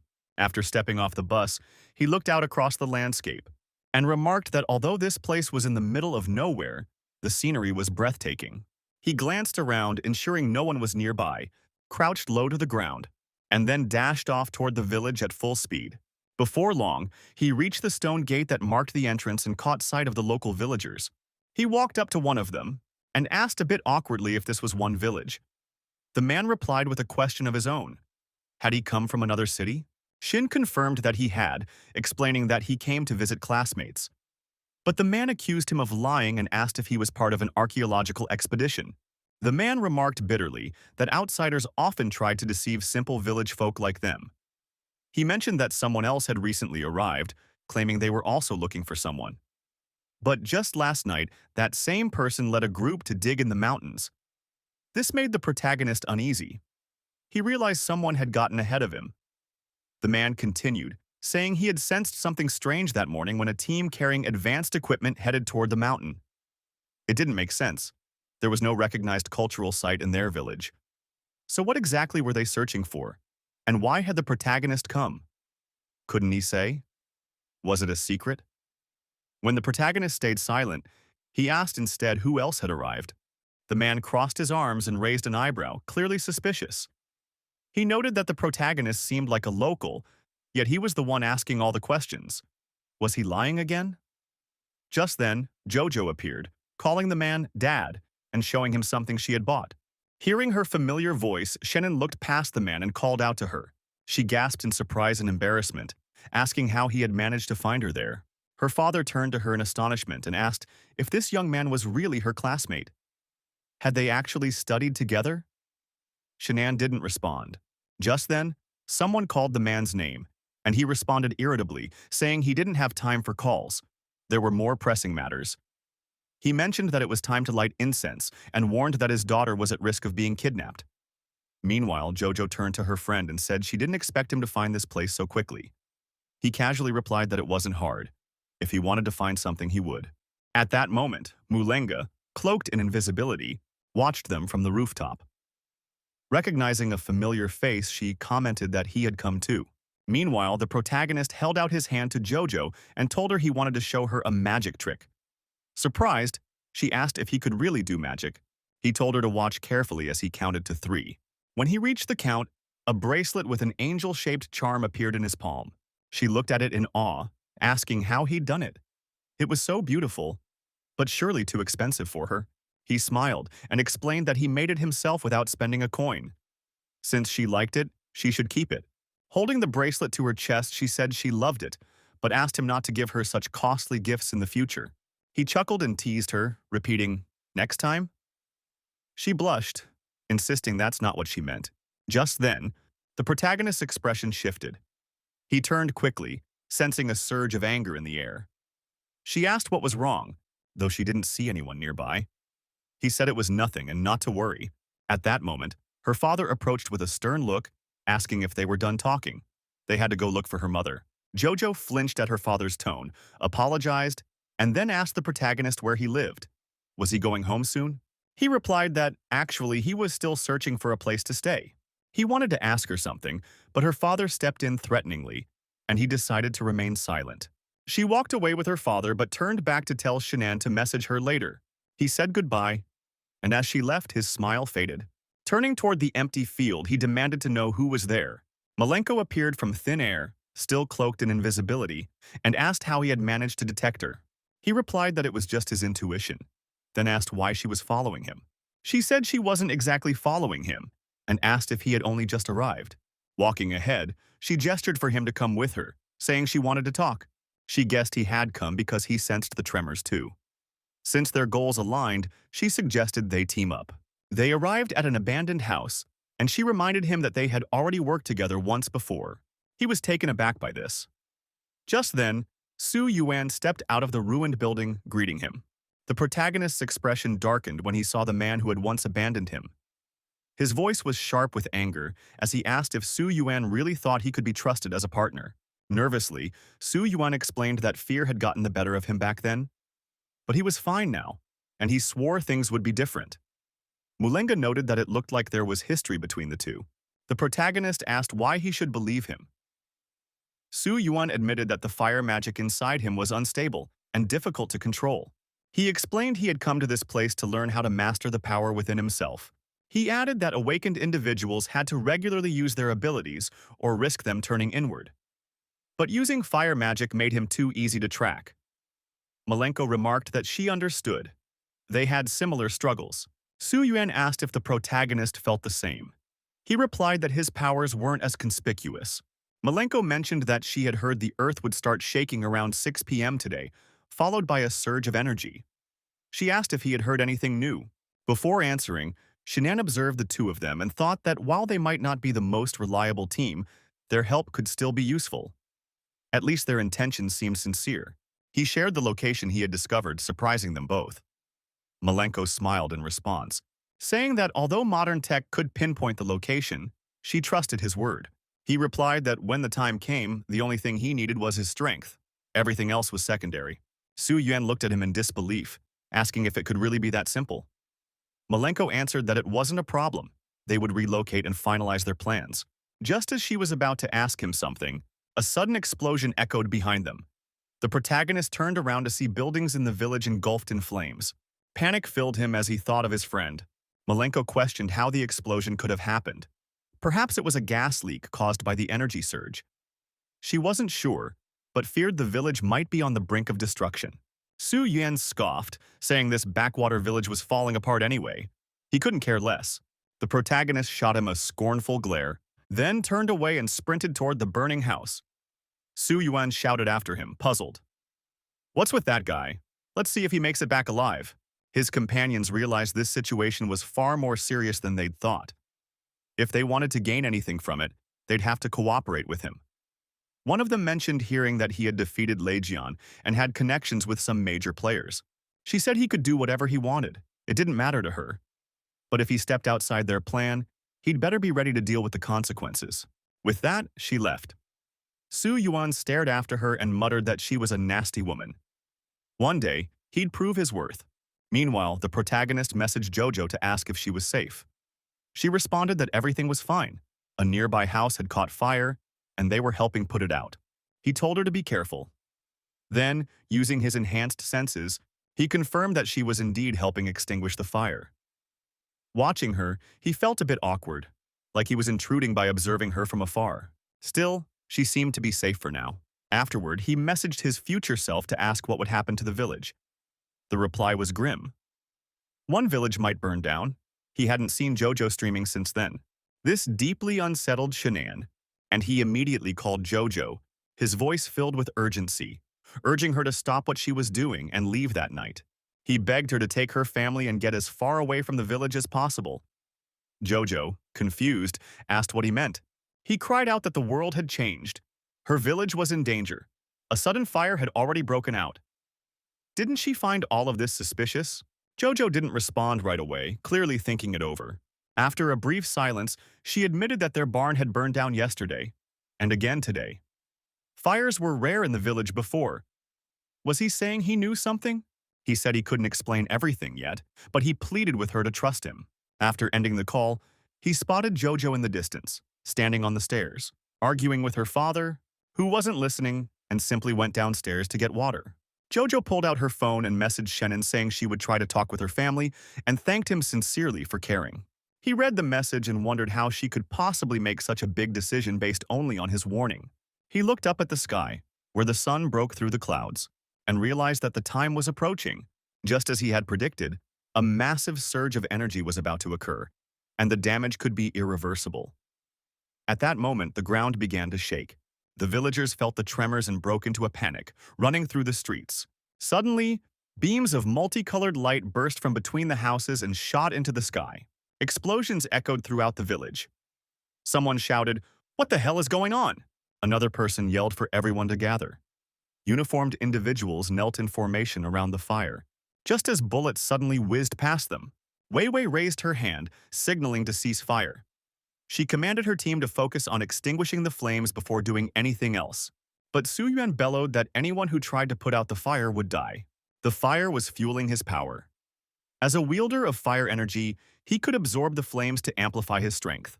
He turned to Wei Wei, surprised, saying that she had metal energy. He hadn't expected to see that again. Some among the group reached out toward the fire and began attempting to douse the flames, prompting Su Yuan to launch a blast of fire at Wei Wei while hurling insults at her. She raised her hand to shield herself, absorbing the fire's impact. Su Yuan smirked and spread his arms wide, taunting her. Her body might withstand the flames, he said, but her clothes wouldn't. If she continued interfering, he'd burn them all off. Without hesitation, she removed her jacket, threw it to the ground, clenched her fists in fury, and swore she would kill him. With that, she charged at him. Su Yuan laughed, mocking her strength. She closed in and said he was quite the talker. At that moment, he clapped his hands together, igniting a fiery blast around him. But she ducked behind a boulder just in time. Su Yuan sneered, calling her clever, then made a crude remark, wondering if she was just as slippery in bed. She told him to come out if he was so eager. They could settle things properly. But she added that his words were utterly filthy. He laughed and was about to make another crude remark, but she suddenly darted out from behind cover and hurled something at him. Shards of stone flew toward him. He stopped them mid-air, startled, but failed to notice that she had already closed the distance between them. Her fist clenched. She punched him straight in the face, making him stumble, though he managed to stay on his feet and wiped the blood from his mouth. "Hit me like that again, and I won't survive the next one," he warned. She cracked her neck and replied boldly, "Go ahead and try again. This is just getting started." Nearby, Merlin had been silently watching the fight, thinking it wasn't enough. Something more was needed. With only his dormant power glowing faintly, he approached the heart of the fire, commenting on the rising heat. He sensed a spike of energy, then realized he had stepped right into the fire's center. He cursed loudly in shock. He flailed his arms, yelling about the heat, and quickly dispersed the flames surrounding him.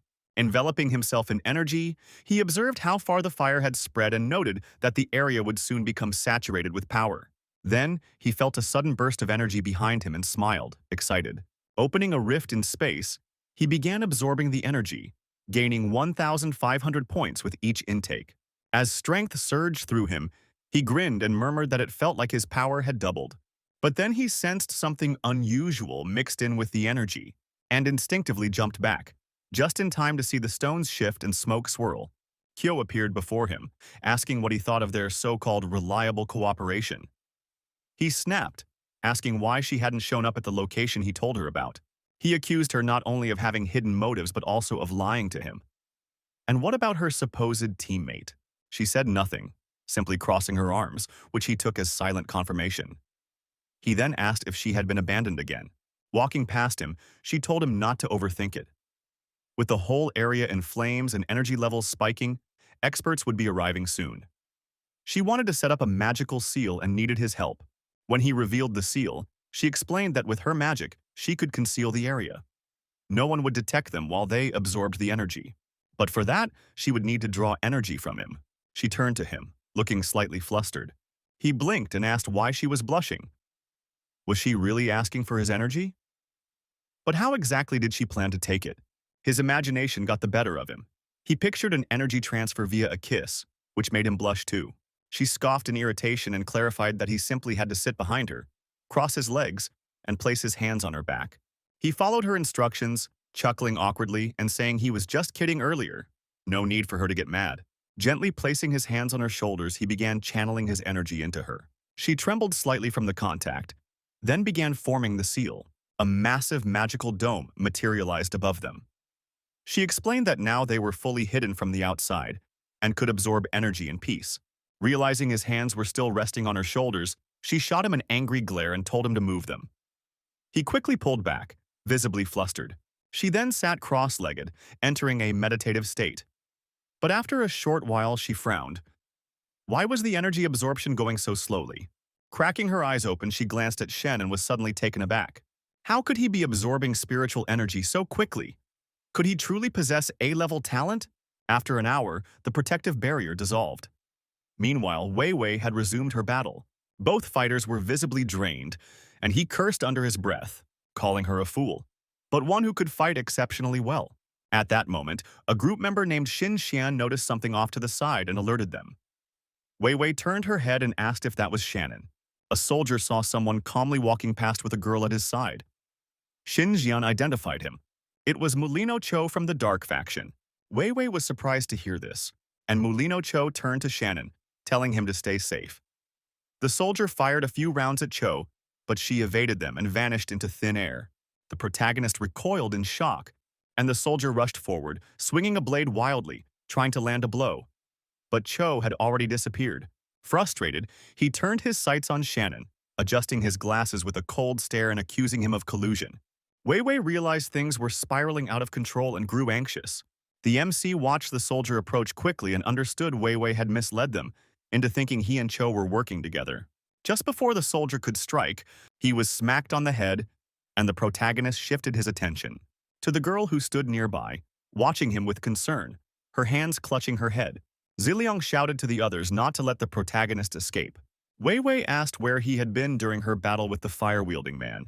Ignoring her, he stared coldly at Shannon and stated that since he had been with Mulino Cho, a member of the Dark Group, he was a threat and needed to be caught. The others stared at him in confusion. Suddenly, 3 soldiers charged toward the protagonist.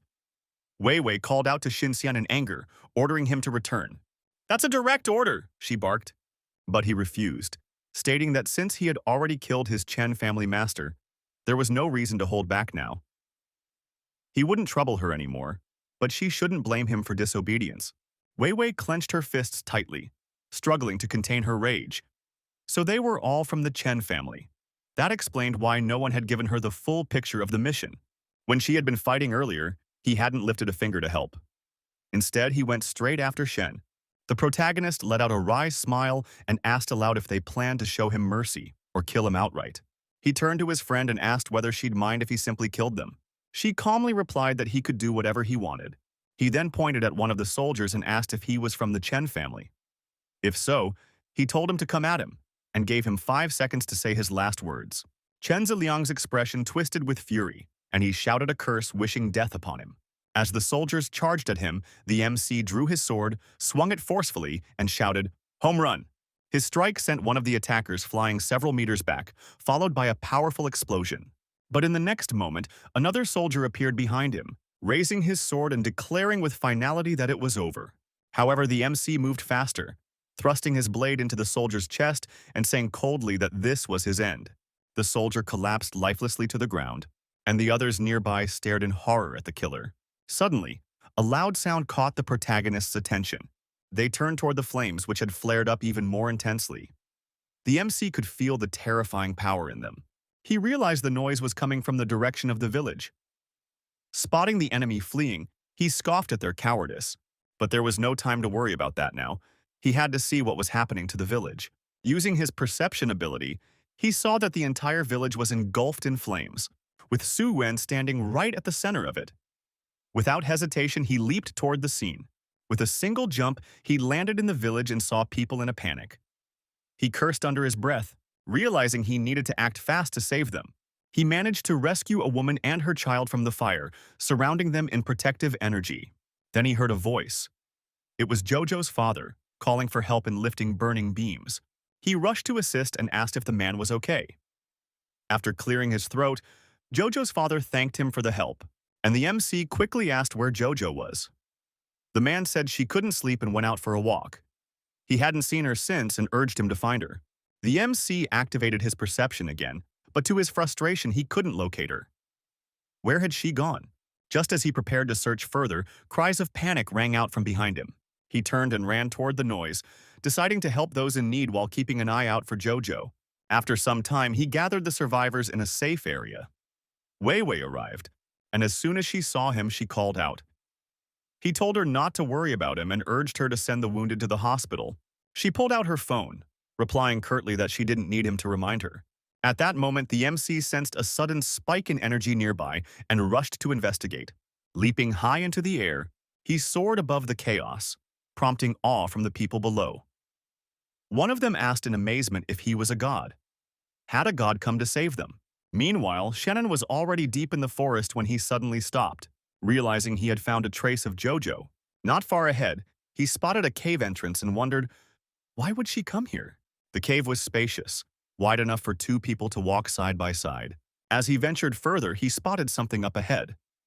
A sense of dread settled in. Glowing red eyes stared back at him from the darkness. He instinctively stepped back and activated his ability. Just then, a massive bear charged out of the cave toward him. He narrowly dodged the attack, startled by the sheer size of the beast. "Wait!" he shouted. It was far too large for an ordinary animal. After the failed assault, the bear reared up on its hind legs. Its speed and power were far beyond normal. It had clearly mutated. He called out again for it to wait, and, to his surprise, the beast paused. Could it actually understand him? Mick cautiously raised his hand to show he meant no harm, and calmly told the beast that he wasn't a threat. The bear remained motionless, staring him down intently. Mick opened his mouth to say more, but before he could, the bear suddenly swiped at him with its massive paw, sending him flying through the air. Shunan, now furious, shouted that the bear had made a dirty move and caught his attention for real. As the fierce creature charged, Shunan channeled energy into his right arm, grinning as he challenged the beast to a true test of strength. With a powerful punch, he met the bear's paw mid-swing. The beast was stunned, watching the energy swirl and crackle around his opponent's hand before it was knocked back several meters. Blood trickled from the bear's mouth as it stumbled out of the dust cloud, letting out a deep, threatening growl. The MC clenched his jaw, ready for more. They lunged at each other again, fists and paws colliding in a fierce struggle, until the bear, battered and frightened from the blows, dropped to the ground and covered its head with its paws. Just as the protagonist prepared to deliver the final strike, the bear suddenly clung to his leg, whimpering pitifully. Shunan froze in surprise. Had the bear really changed its behavior? Out of nowhere, a voice echoed in his mind, his own voice, warning that this was the edge of the demon world. The MC looked up in shock, thinking to himself, was this his future self speaking? How was this possible? The voice replied that he wasn't sure either, but it seemed like they were now able to communicate through the subconscious. Apparently, their powers had evolved enough to make this connection possible. He'd hoped this day would come, but not this soon. Now that they shared energy, they could stay connected at all times. Shunan, bewildered, asked if that meant his future self could see everything he did, eating, drinking, and everything else.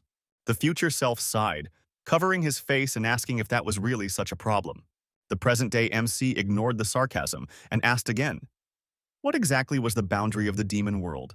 The future self explained that, to his understanding, such a boundary hadn't existed on Mount 1 before. It was a recent phenomenon. As time passed, the world would change more and more, and these areas would multiply, pushing humanity toward its own collapse. The bear likely came from such a place. Xiaonan asked what level the bear was. Was it stronger than him? The future self replied that it was just a low-level demon, no more than a second-level entity. He went on to explain that power was now categorized into 9 levels. Level 1 was the weakest, and Level 9 was equivalent to the realm of gods. Currently, the MC's talent was at Level A, but with continued training and growth, it could evolve to Level S. The protagonist then noticed that the bear was shrinking and asked why. His future self explained that demons could alter their size, a basic but energy-consuming ability. They could grow in size only for a limited time, and each demon had its own unique skills. The MC and the bear continued deeper into the cave, eventually arriving at a chamber faintly illuminated by a strange glow. At the center stood a stone altar, and there, lying unconscious, was Jojo. He called out to her in astonishment and noticed the beast awkwardly hiding its muzzle behind its paws. He froze and thought to himself in disbelief. Could it have fallen in love with her? His expression turned grim as he rushed to his friend, shook her shoulders, and urged her to wake up. She finally regained consciousness and, surprised, called out his name. When she spotted the beast behind him, she clung to his neck in fear and cried out loudly that there was a bear. He quickly asked if she was all right, especially since the bear had grown even larger and was now staring at them with a threatening glare. Her fear intensified, and she warned him to be careful. Turning toward the creature, he smiled and reassured her not to worry. He had already defeated it. Then, with a serious expression and a gesture toward himself, he declared that she belonged to him. The bear growled menacingly in response. The protagonist responded in a threatening tone, asking if the beast had a problem with that. And if so, he wouldn't hesitate to finish it off. These words struck a chord with the bear, who pounded its chest and gave him a thumbs up in response. Then the bear bowed to Jojo in apology, and seeing her smile, it felt overjoyed. Shanann asked her how she had ended up there. She explained that she couldn't sleep after what he told her and decided to take a walk in the mountains for some fresh air. Then the bear appeared. Mick glanced at the bear, who was scratching the back of its head with a sheepish expression. Suddenly, Jojo recalled his earlier words and excitedly asked, "Did he really defeat it? Where did his powers come from? Was he truly awakened?" Avoiding her gaze, he didn't respond and said they needed to leave. Her family was likely worried. He knew that if he didn't cut her off, the questions would never end. With that, he lifted her in his arms and carried her out of the cave, while the bear tearfully waved goodbye to them. Jojo mentioned that after he told her everything, she looked it up online and saw that everyone was talking about the awakened ones and how the world was about to change. Then, mysteriously, all that information vanished. He stayed silent, and she sadly thought that if he was truly awakened, he was now immortal, no longer like her. Before long, they reached the protective seal at the village entrance. Shin pointed it out and told her to get down from his arms. She embraced him, tears in her eyes, saying he was no longer just an ordinary person. Deep down, she wanted to hold him a little longer. She added that this might be their final meeting. From a distance, she heard her parents calling out to her as they ran over, clearly distressed. She stepped down and looked at them with a tearful smile, wiping her eyes. They asked if she was hurt. Meanwhile, the protagonist stood quietly behind them, his expression somber, while Jojo reassured her parents that she was all right, and turned back to look at her friend, who was already silently heading into the forest. As he walked along the path, Wei Wei caught up to him and asked if he was leaving already. She warned him that the Chen family wouldn't hesitate to kill him, so he needed to stay alert. He admitted that he hadn't given it much thought, but he didn't care either way. She watched him closely, remembering the first time they met, thinking how foolish and weak he had once seemed. Then, seemingly overnight, he had become powerful and commanding. What exactly had he turned into? Her eyes suddenly widened as she noticed his striking resemblance to the man in the monkey mask. Could they be the same person? But his real strength was overwhelming. He broke her train of thought with a casual wave and thanked her for the warning. Later that night, he checked into a hotel to get some rest. Sitting on a chair, he opened the system interface. He saw that he currently had 80,000 points available and access to a skill store.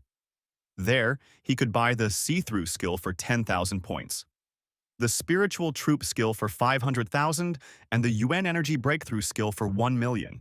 He was intrigued and tempted to buy something, but a future version of himself intervened, urging him to prioritize enhancing his absorption skill first. He upgraded the absorption skill to S rank, and the system deducted 50,000 points. A wave of energy surged through him. He realized that third-level talent was on a completely different level.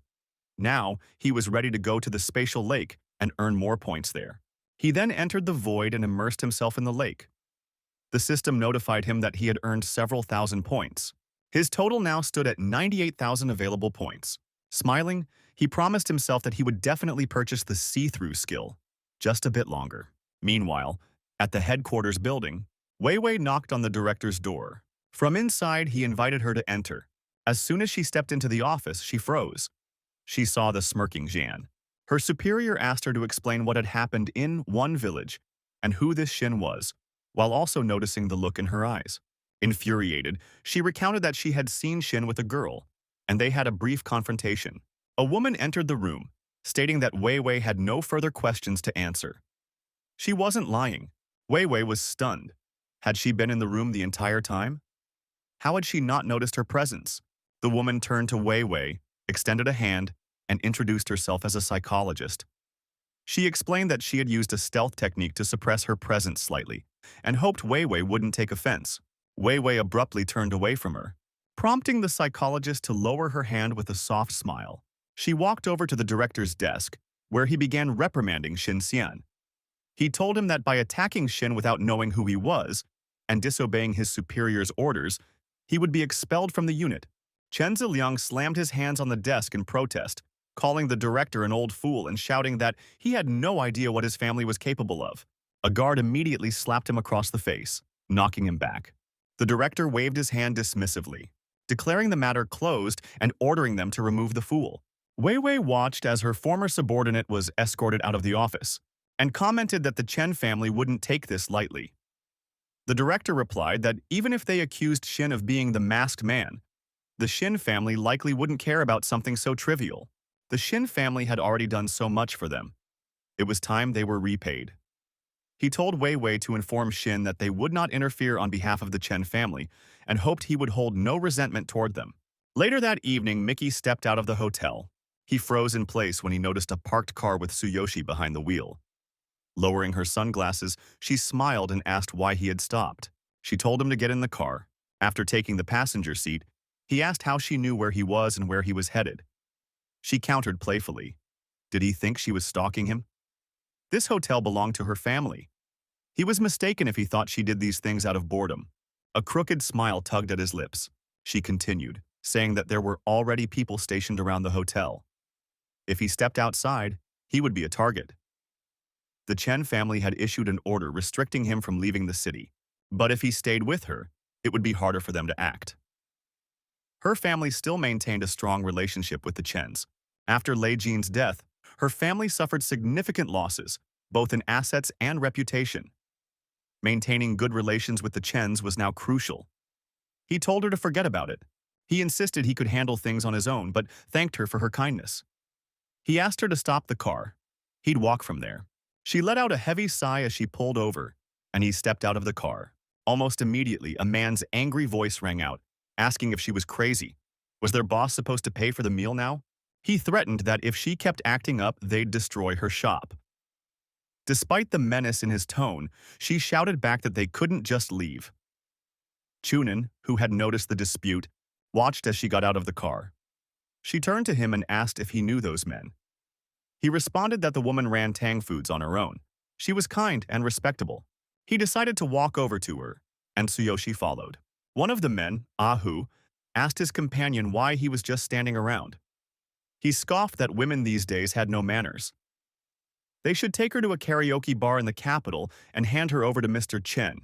He had a thing for mature beauties. The man grabbed the woman's hand and said smugly that his brother was right. She had asked for this, so he wasn't to blame. She cried out in pain, but then a glass bottle suddenly smashed against her attacker's head. Now it was his turn to scream. Clutching his head, he cursed furiously and demanded to know which blind fool had thrown it. Before he could finish his sentence, Shannon and Tsuyoshi hurled 2 more bottles at him. The protagonist raised an eyebrow and told Tsuyoshi that her aim was off, then asked what she was doing. She rolled her wrists and coolly replied that she was just on her period. Ahu shouted, asking if they were tired of living. His men flexed their shoulders and clenched their fists. Lighting a cigarette, he gave the order to kill them. They were nothing but trouble, but before he could even raise the cigarette to his mouth, his men had already been taken down and lay sprawled beside him. Shannon had his fist clenched, while Tsuyoshi calmly closed her eyes and adjusted her hair. The man stared at them, stunned, and let his gaze linger on the girl, muttering that she was quite pretty. He demanded if they had any idea who he was, but Mickey cut him off with a punch to the face, knocking him to the ground. In a panic, the man begged them to stop and blurted out that he was a friend of Master Chen. They were both doomed now. The protagonist glanced at his companion and said that this guy was one of Chen's lackeys. He would handle it. She could go on ahead. The man managed to stand and shouted, asking if they were scared. Even if they fled, he had already memorized their faces. He hurled an insult at Tsuyoshi, prompting her to smile and ask Mickey what she should do. Since the man remembered her, she said he should just kill him, and then she'd disappear immediately. The main character chuckled and began rolling up his sleeves. Ahu, suddenly flustered, waved his hands nervously and blurted out that he only meant the girl was beautiful. He had fallen for her at first sight.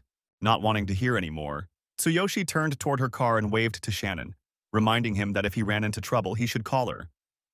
Her offer still stood. Afterward, the protagonists began calculating the damage the thugs had caused. The shop owner said they owed £35 for 5 meals, plus £500 for physical and emotional damages. He told them to pay up and leave. Ahu handed over the money begrudgingly, thinking that the two could gloat all they wanted for now, but he would go report everything to Mr. Chen. Once the group departed, the woman gently called Shannon by name and urged him to leave. She was sure they'd come back looking for him. They clearly weren't giving up. He called her Sister Ching and, helping her clean up, said he was fine, but he advised her to leave just in case. Meanwhile, the bruised thugs returned to their boss and urged him to kill the guy. Shinji poured himself a drink and asked them to explain what had happened. The group recounted the entire incident. As soon as they finished, a man named Balian handed Mr. Chen a tablet displaying the results of the surveillance footage. Mr. Chen looked at Shannon's photo and commented that he looked so unassuming. He ordered them to find the boy and bring him to him. He wanted to see him in person. He said he wanted to look into the eyes of someone whom none of the usual bullies dared to challenge. Balian bowed slightly in acknowledgement and agreed to the task. Together with the others, he headed to the apartment where Shin currently lived. One of the guys pointed to a building and said he'd heard the kid lived up on the top floor. Meanwhile, the protagonist had just finished showering and was drying his hair when he heard an aggressive knock on the door. He wondered who would be banging so late at night. He stepped into the living room and found the thugs he'd recently beaten, along with Bi Liang, sitting casually on his couch. His expression shifted to one of surprise at the uninvited gathering. Ahu, chewing on a banana, tossed the peel to the floor and smugly told the others to take a good look. There he was, right in front of them. Time to handle business. Bai Liang furrowed his brows and murmured that the guy had woken up. He said Mr. Chen wanted to see him, so they were there to bring him in. The main character turned toward the exit and replied calmly that, by coincidence, he had also wanted to meet Mr. Chen. With a relaxed smile, he pointed to the door and invited them to lead the way. Meanwhile, Jalen was enjoying a karaoke night with a girl when he suddenly received a message. He asked her to wait for a moment. The message included a photo of Shin, along with a strict warning from his family. No one was to act recklessly against this man unless they had enough strength to kill him outright. Provoking him would bring disaster. Jalen recognized the face and realized it was the same guy who had effortlessly taken down Ahu. He smirked, thinking that the old men weren't around now, and told one of his subordinates they could kill Shin on sight. Then he turned to another underling and instructed him to tell Leibo that Bi Liang and 4 others would soon deliver Shin's head. At that moment, Bi Liang read the message and let out a sly grin. Suddenly, Bi Liang pulled a small knife from his sleeve and lunged at the main character, shouting a death wish. He slashed the blade directly toward his neck, and the other men began cheering, confident in their victory. But they celebrated too soon. In a flash, the protagonist appeared behind Bi Liang, who noticed the movement, startled, and spun around, angrily yelling that he would finish him off now. But his strike missed, and once again, the protagonist was behind him. Sensing the overwhelming difference in power, Bai Liang dropped to his knees, pleading for mercy as the others looked on in shock. But Shin unsheathed a blade and coldly refused to spare him. With a single strike, blood sprayed from Bi Liang's body, and the remaining men immediately knelt, begging for their lives. The main character ignored their pleas and delivered another strike, ending them. Ahu, terrified, collapsed to the floor and scrambled backward, frantically begging not to be killed. The protagonist smiled and calmly told him not to worry. He didn't plan to kill him. He began to say more, but Ahu suddenly sprang to his feet and bolted for the exit. Unfortunately, he stepped on the banana peel he had thrown earlier and lost his balance. Crashing headfirst into the wall, Shin stared at him, stunned, and muttered that all he had wanted was to ask the guy to take him to the Chen family. He walked over and began lightly kicking him, joking that if he was still alive, he owed him £50 for the trouble. He tapped his head a few more times, trying to wake him up, but suddenly sensed something and instinctively jerked back, just as a blade flew past his face and embedded itself in the wall. Shocked, he realized it was an ancient weapon technique. If the attacker wasn't an awakened, then they must be a trained martial warrior. 2 more blades quickly followed, prompting him to dodge sideways, but as another dart came straight at him, he noted that it seemed to anticipate his movements. Swinging his arm, he deflected the dart into the ceiling and suspected that not only were there 3 assassins, but the blades were also laced with poison. He couldn't detect where they were hiding. The attacks had all come from behind. He decided to use the same tactic he had employed during the festival, deliberately exposing himself to draw the attackers out. He sent a blade into the air, pretending to fall unconscious, thinking it was the best way to lure them in. Feigning defeat, he collapsed to the floor, motionless. Believing him down, the assassins emerged from their hiding places. One of the older men muttered that the bastard had finally taken the dart. The protagonist's body trembled slightly, prompting another to observe that he was still holding on. One of the assassins sneered, saying he wouldn't last much longer. If they finished him off now, the Chen family would pay $500,000. They burst into laughter, and to their astonishment, Shin laughed with them. Completely caught off guard, the assassins were left stunned. Fixing his hair and rising with a confident smirk, Shin asked if he had scared them. Then he stomped on one of their feet, eliciting a loud curse from the man. After that, he did the same to the rest of the men and casually pulled a dart from his storage space, saying if they were just playing around, then he wanted in too. But he admitted with a grin that his own technique wasn't that refined, and yet despite that, he hurled the dart with such force that it sliced through the air with a shrill whistle. The assassins watched in horror and tried to avoid it, but the dart flew too fast for any of them to react. The blade struck cleanly, piercing their foreheads. The old man stared in disbelief as his comrades collapsed around him. Then he too dropped to the floor. The protagonist approached slowly, exuding pressure, and commented that this old man seemed the most observant of the bunch. Perhaps he could still be useful. Maybe he'd lead him to the Chen family. Meanwhile, Jilin tried calling his men but began to grow uneasy when he got no answer.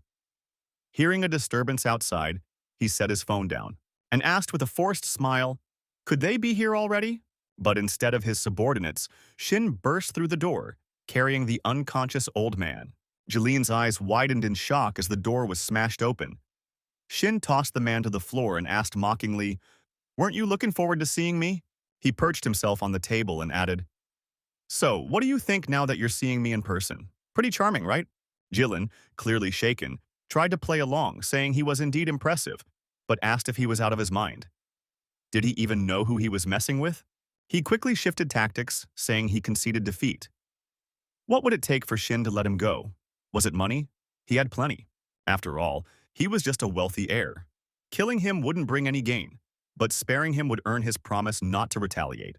For a moment, he smiled nervously, thinking luck was on his side. Let this lunatic wait. Soon their master would arrive and finish the job. Shin smirked and said maybe he should stop rambling. They'd wait together. He was also curious to see what kind of people the Shu family would send. Just then, an elderly man named Jafar entered the room, commenting that Shin was indeed impressive. But he doubted whether the young man would leave the building alive today. Shin glanced toward the hallway and saw the imposing figure standing there. The voice from the future chimed in. This was Jafar, an opponent not to be taken lightly. He had once hidden from this man. But before the thought even finished, Jafar dashed forward, fist cocked to strike, but Shin intercepted and blocked the blow. The future version of the student gave an awkward smile and said it didn't matter anymore, while Shin himself thought this guy was on a whole different level. Far more powerful than any of the awakened he had faced before. Jafar acknowledged him, saying Shin was indeed strong. Not many could withstand even a third of his strength. But he still vowed to kill him. He lunged again, but Shin stepped back, grabbed Jafar's arm mid-strike and caught him off guard. In the next instant, he slammed Jafar to the ground with such force that the floor cracked beneath them. He gave him a cold, displeased glare, as if disappointed by the resistance, and Jafar slowly pushed himself back to his feet, determined to continue.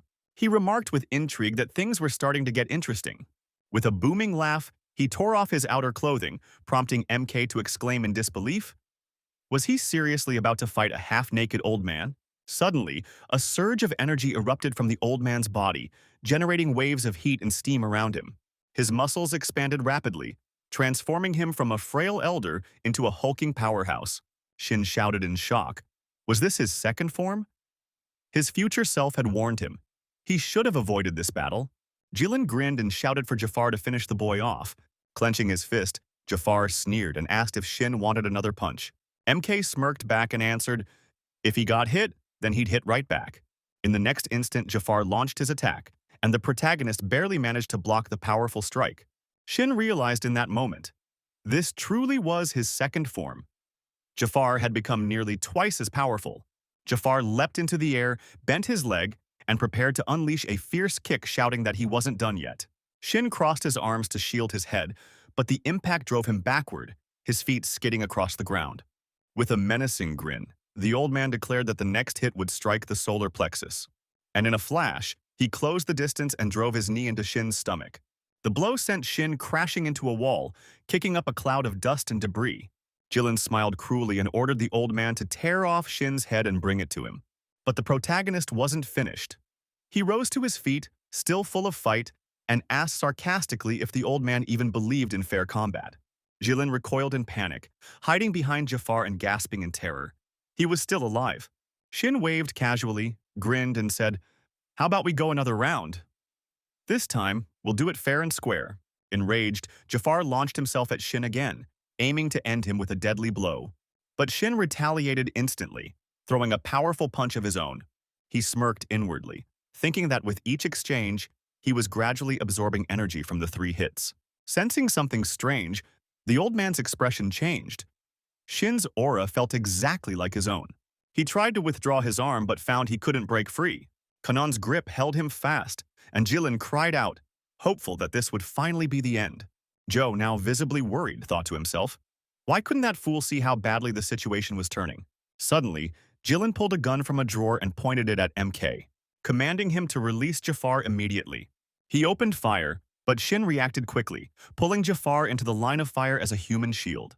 Several bullets struck the old man's back and he screamed in pain, collapsing to the ground, cursing through clenched teeth, clearly not expecting such betrayal. Jilin trembled in fear as Jafar writhed on the ground, overwhelmed by agony. The protagonist calmly approached Jilin, who fell to the floor in sheer terror, begging for his life. With a calm smile, Shin raised his foot and said he wouldn't kill him, before delivering a devastating kick. Jilin howled in pain, his voice echoing through the room. Meanwhile, elsewhere, a man monitoring the scene via surveillance camera angrily crushed the edge of the table with his bare fingers and ordered the feed to be cut. Shin's power had reached the peak of the 2nd level.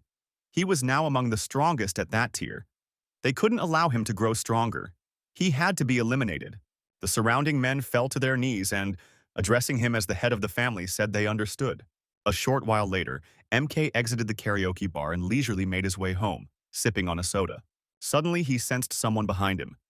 He spun around abruptly and hurled his drink at the figure. It was Mullen. Sheely quickly stepped back to avoid it, and called out irritably, asking what his problem was. MK asked mockingly if she had lost her memory with age. Had she really forgotten how she tricked him? She smiled teasingly and asked if he was still sulking over that. She stepped closer, swaying her hips suggestively, and asked if he was going to punish her. Embarrassed, he backed away and shouted, "What nonsense was she spouting?" Offended, she snapped back, "Did he have a death wish?" She thought bitterly that if the organization hadn't been so fond of him, she wouldn't be going through all this trouble on his behalf. She revealed that the incident with the thugs at the store had been a setup. Jilin had been sent to test his strength, and a recording of that fight was already in the hands of the Chen family's top brass. They were planning their next move. She warned that the head of the Chen family was ruthless. He had even sacrificed his own son. Now, the entire family was mobilizing against MK, and he was in real danger. She offered cooperation, saying that alone, he wouldn't stand a chance. MK's expression darkened with anger. He demanded to know if her people actually did anything useful. She responded calmly, saying she understood his distrust, but she was being honest. The Chen family would identify his weaknesses and exploit them. They were gathering strength now and might resort to underhanded tactics. They knew him well. MK asked how exactly this so-called cooperation would work.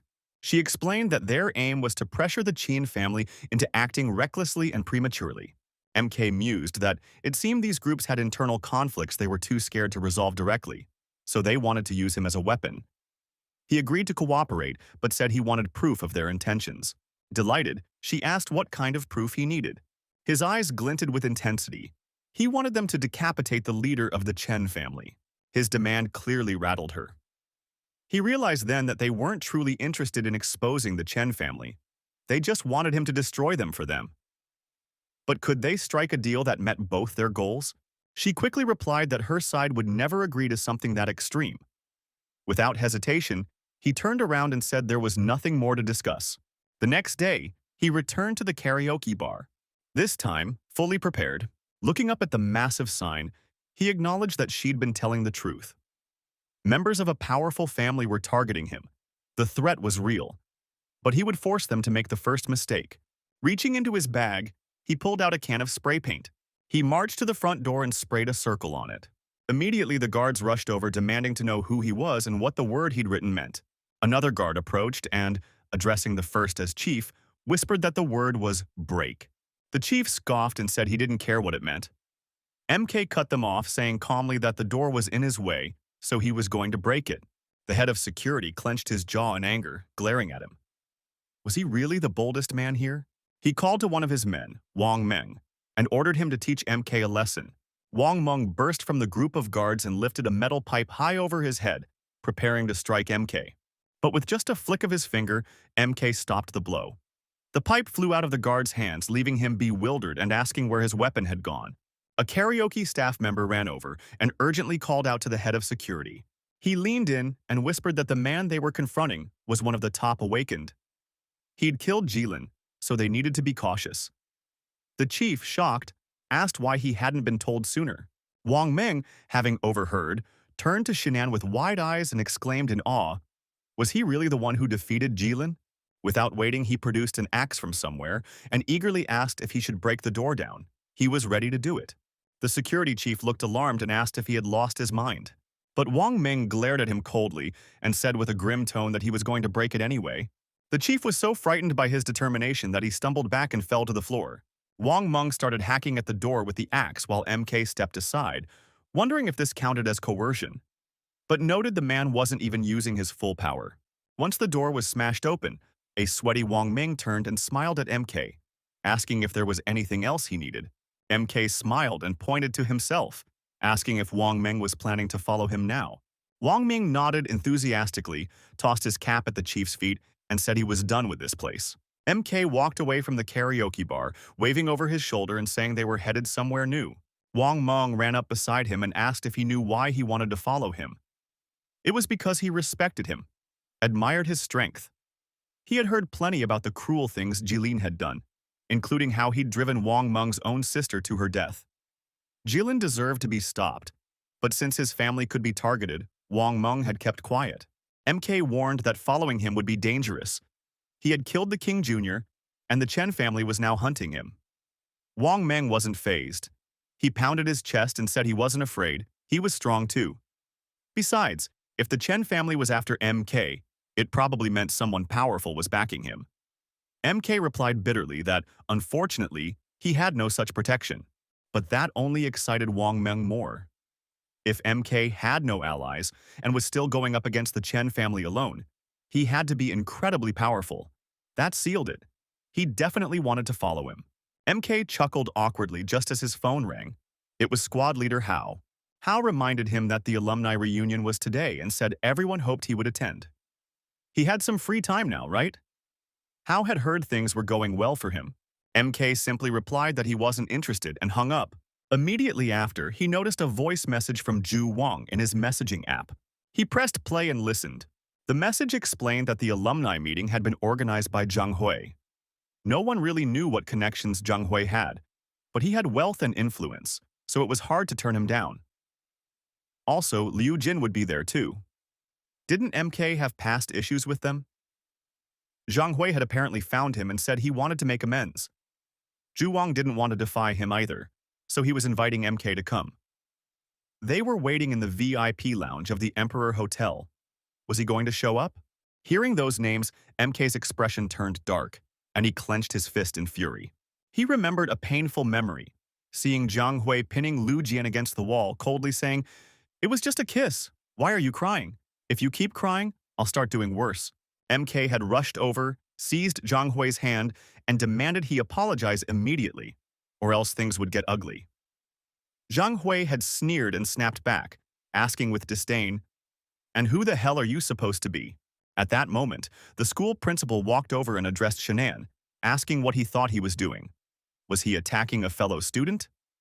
Shinan responded that Zhang Hui had been harassing Lu Jian. Jiang Hui immediately turned to the principal, whom he affectionately called Grandpa, and pleaded for help. The principal looked to Lu Jian and asked directly if Jiang Hui had truly harassed her. Visibly afraid, she answered that he hadn't. As Shannan processed her response, his expression darkened. He smirked bitterly, thinking to himself that this incident had been the reason for his expulsion back then, because she had refused to take his side and later started dating Jiang Hui. Clearly, those two had plotted everything to disgrace him. But this time, he would make sure things didn't go their way. Wang Ming turned to him and asked if he planned to attend the reunion. By the way, he added, the Emperor Hotel was owned by the Jin family. The protagonist smiled and replied that in that case, they would head straight there. Not long after, they arrived at the hotel. Shannan asked Wang Meng to wait outside. Wang Meng saluted and assured him he understood. Shannan entered, ascended the staircase to the second floor, and saw a crowd of his old classmates cheerfully chatting at the far end of the hallway. Zhu Wang noticed him first and lit up with excitement, preparing to call out, but Jiang Hui quickly stopped him. At that moment, the hotel manager, whose surname was Su, politely blocked Shannan's path and apologized, saying that the area was reserved for VIP guests only. Jiang Hui smirked and remarked sarcastically that apparently someone like Jinan wasn't allowed up here. Laughter broke out among the others, but upon hearing Shannan's name, the manager immediately bowed deeply and respectfully greeted him, stunning everyone. One of the classmates stepped forward and challenged the manager, asking if non-elite guests were now allowed on the VIP floor. The manager opened his mouth to answer, but Shannon gave him a sharp look, which made him instantly go silent. The classmate awkwardly smiled and said that he hadn't seen Shannan listed among the hotel's VIP members. Could he prove it?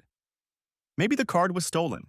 Shannon turned to him calmly and asked, "Are you a security guard or something?" The remark irritated the man. Just then, Lu Jian greeted Shannan warmly, smiling and noting that it had been a long time. He hadn't changed a bit. Shannan asked her bluntly if she was now dating Jiang Hui. The news caught him off guard. Jiang Hui gave an annoyed sigh, and Lu Jian's smile faded as her face darkened. At that moment, a hotel staff member quietly approached the manager, confirming that Shannan was not listed as a VIP guest. But he whispered that she should check the official announcement in their internal group. This man had single-handedly taken down the staff at the karaoke club. Soon after, all the alumni gathered around a large round table. Jiang Hui extended his arms and declared that Shannan was his guest today, and the meal was on him. The girls began browsing the menu, and one whispered to her friend that the dishes here were insanely expensive. Meanwhile, Shannan, overheard, snatched the menus from their hands and asked, "What? Were they not allowed to order? In that case, he'd do it himself." Since Jiang Hui was footing the bill, he ordered 2 servings of abalone, 1 Australian lobster each, some caviar, and an assortment of sashimi. Jiang Hui's face twitched with barely concealed fury. Forcing a smile, he commented that Shannan certainly seemed to be enjoying himself, ordering all the most expensive items. Shannan responded coolly that it wasn't every day he got to eat like this.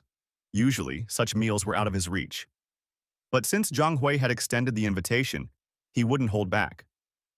Judging by Jiang Hui's face, though, he looked like someone who couldn't afford it. Maybe next time he should take his guest to a roadside diner instead. Jiang Hui gave a tense smile and said it was nothing. He was just glad his classmates were enjoying a good meal. Then, changing the subject, he mentioned that he had trained hard back in school and had recently taken up boxing. He suggested they could spar sometime, unless, of course, Shannan was too scared.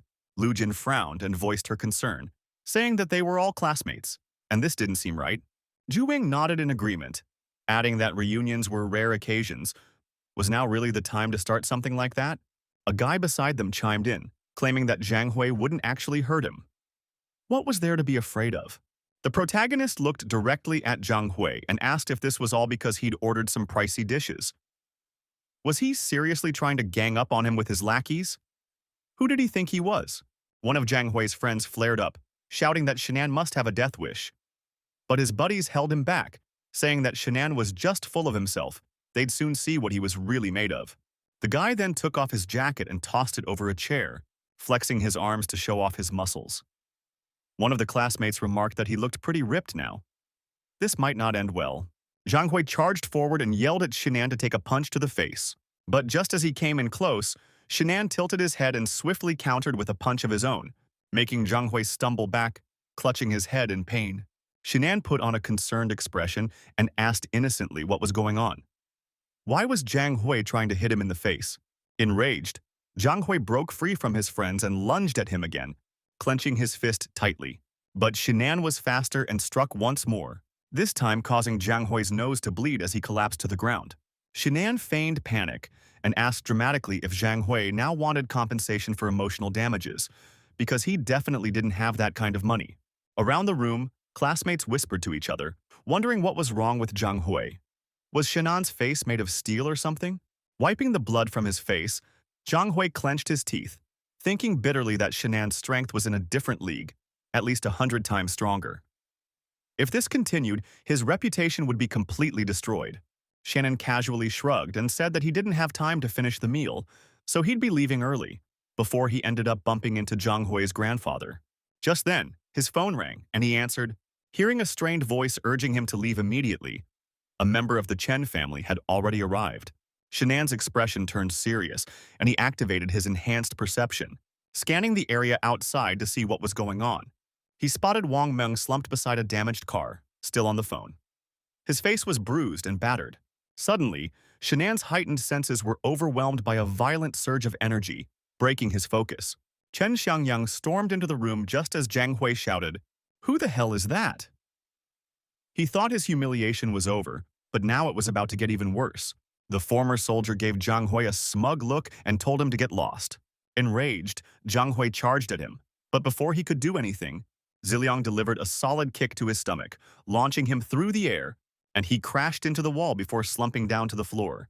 His friends rushed over in panic, while Shinan looked nervously at the newcomer, trying to figure out where this guy had gotten such terrifying strength. Shinan noticed the man's glowing red eyes, and the attacker declared with venom that because of Shinan, he had been discharged from the army, and his brother had died. Now, he intended to send Shinan to the afterlife. He extended his hand toward Shinan, who recoiled in alarm, realizing how fast the man was. Shinan prepared to counterattack, but suddenly, his opponent's figure became a blur, making him question what he was seeing. In a flash, Cillian appeared behind him and launched a surprise blow that Shannon barely managed to block. The force of the strike caused Shinan to slide backward across the floor. Shocked, he realized the opponent's strength and speed had increased exponentially. Whatever had changed him, Shinan's future self suggested it might be the result of taking some kind of potion.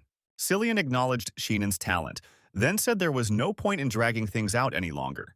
His muscles suddenly bulged, ripping through his shirt, and with a roar, he shouted that he would kill Shannon. Shinan observed that Cillian's strength hadn't just improved, his entire physique had transformed. Now shirtless, Cillian stood engulfed in radiant energy. Shinan braced himself and thought, "There's nothing to fear. Bring it on."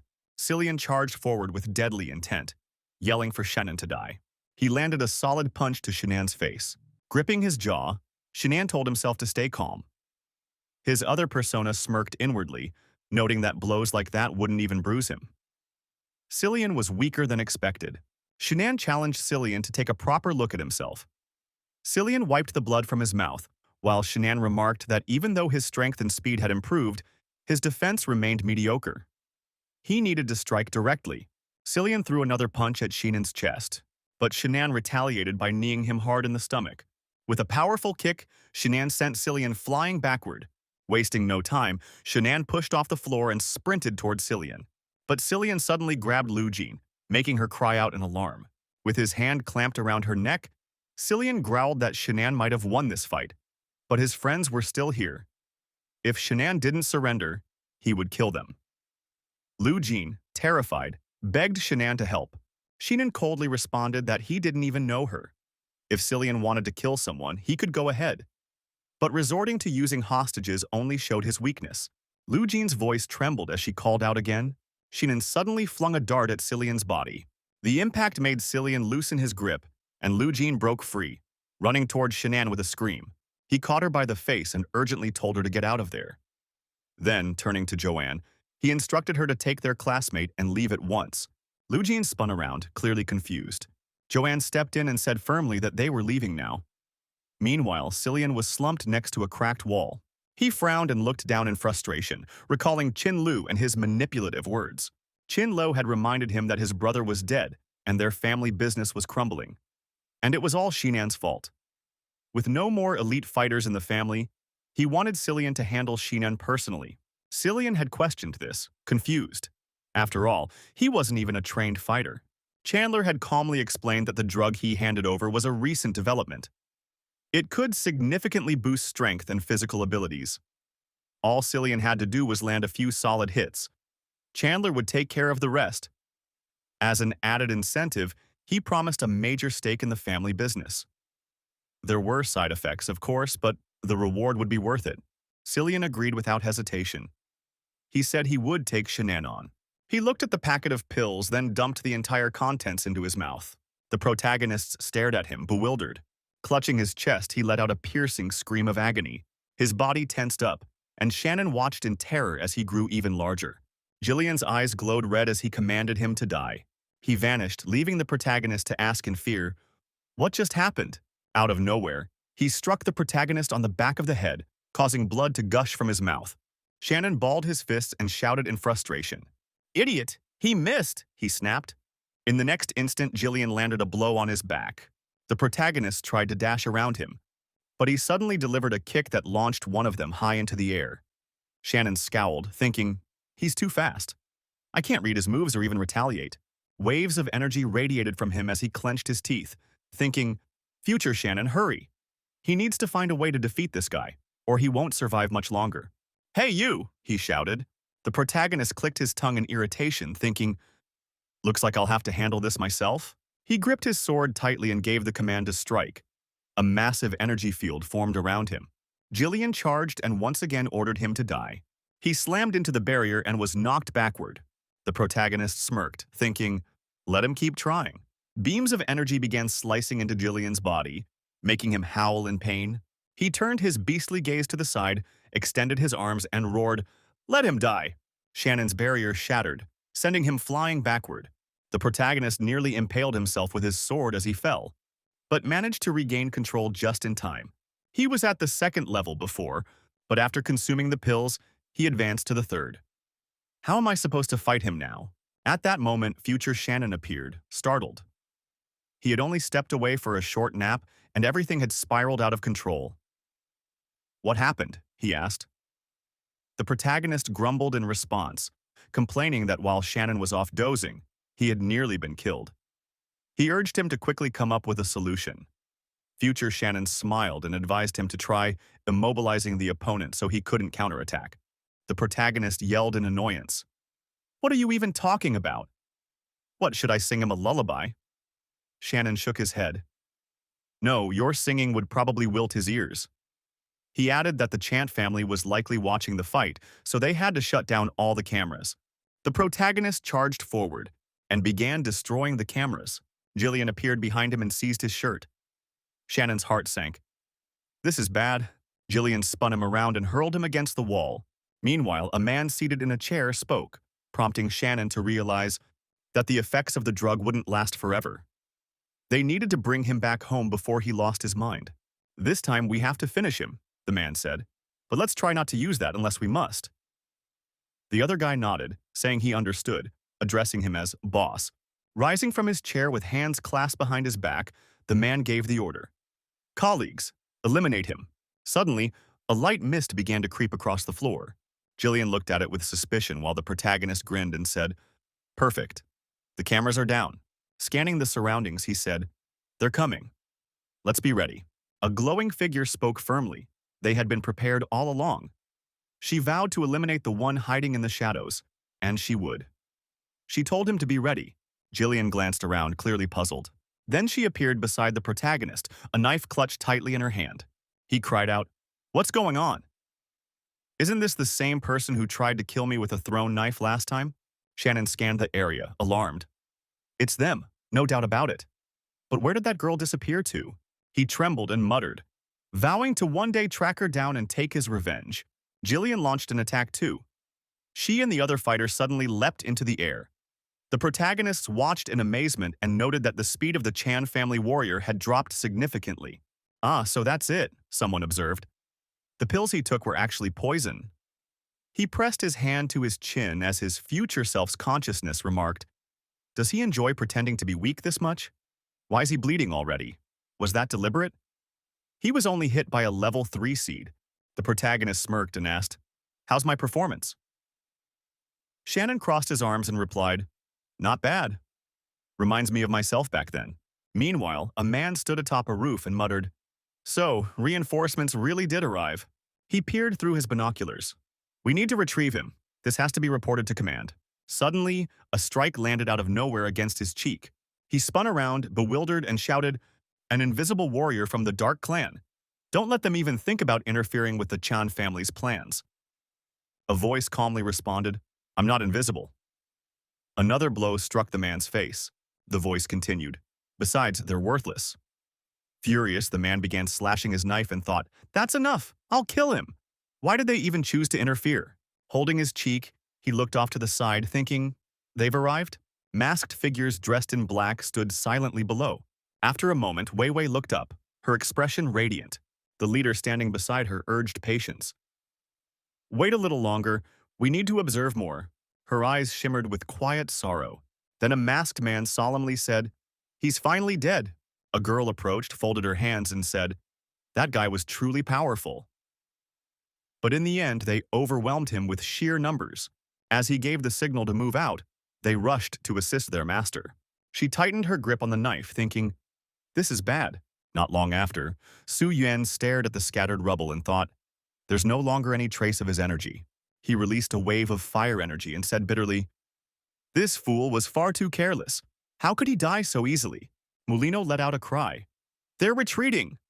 Fire energy surged across the area as the enemies scattered in panic. Meanwhile, the protagonist imagined himself sinking into a dark, endless pond. He told himself to focus, to let go of all burdens. He had been too arrogant about his natural talent. He continued to descend, eyes closed, lost in thought. His body became engulfed in energy. He invoked the power of dragon lightning and swiftly spun the weapon in his hands. Just then, a masked man turned around in confusion, watching as boulders shattered.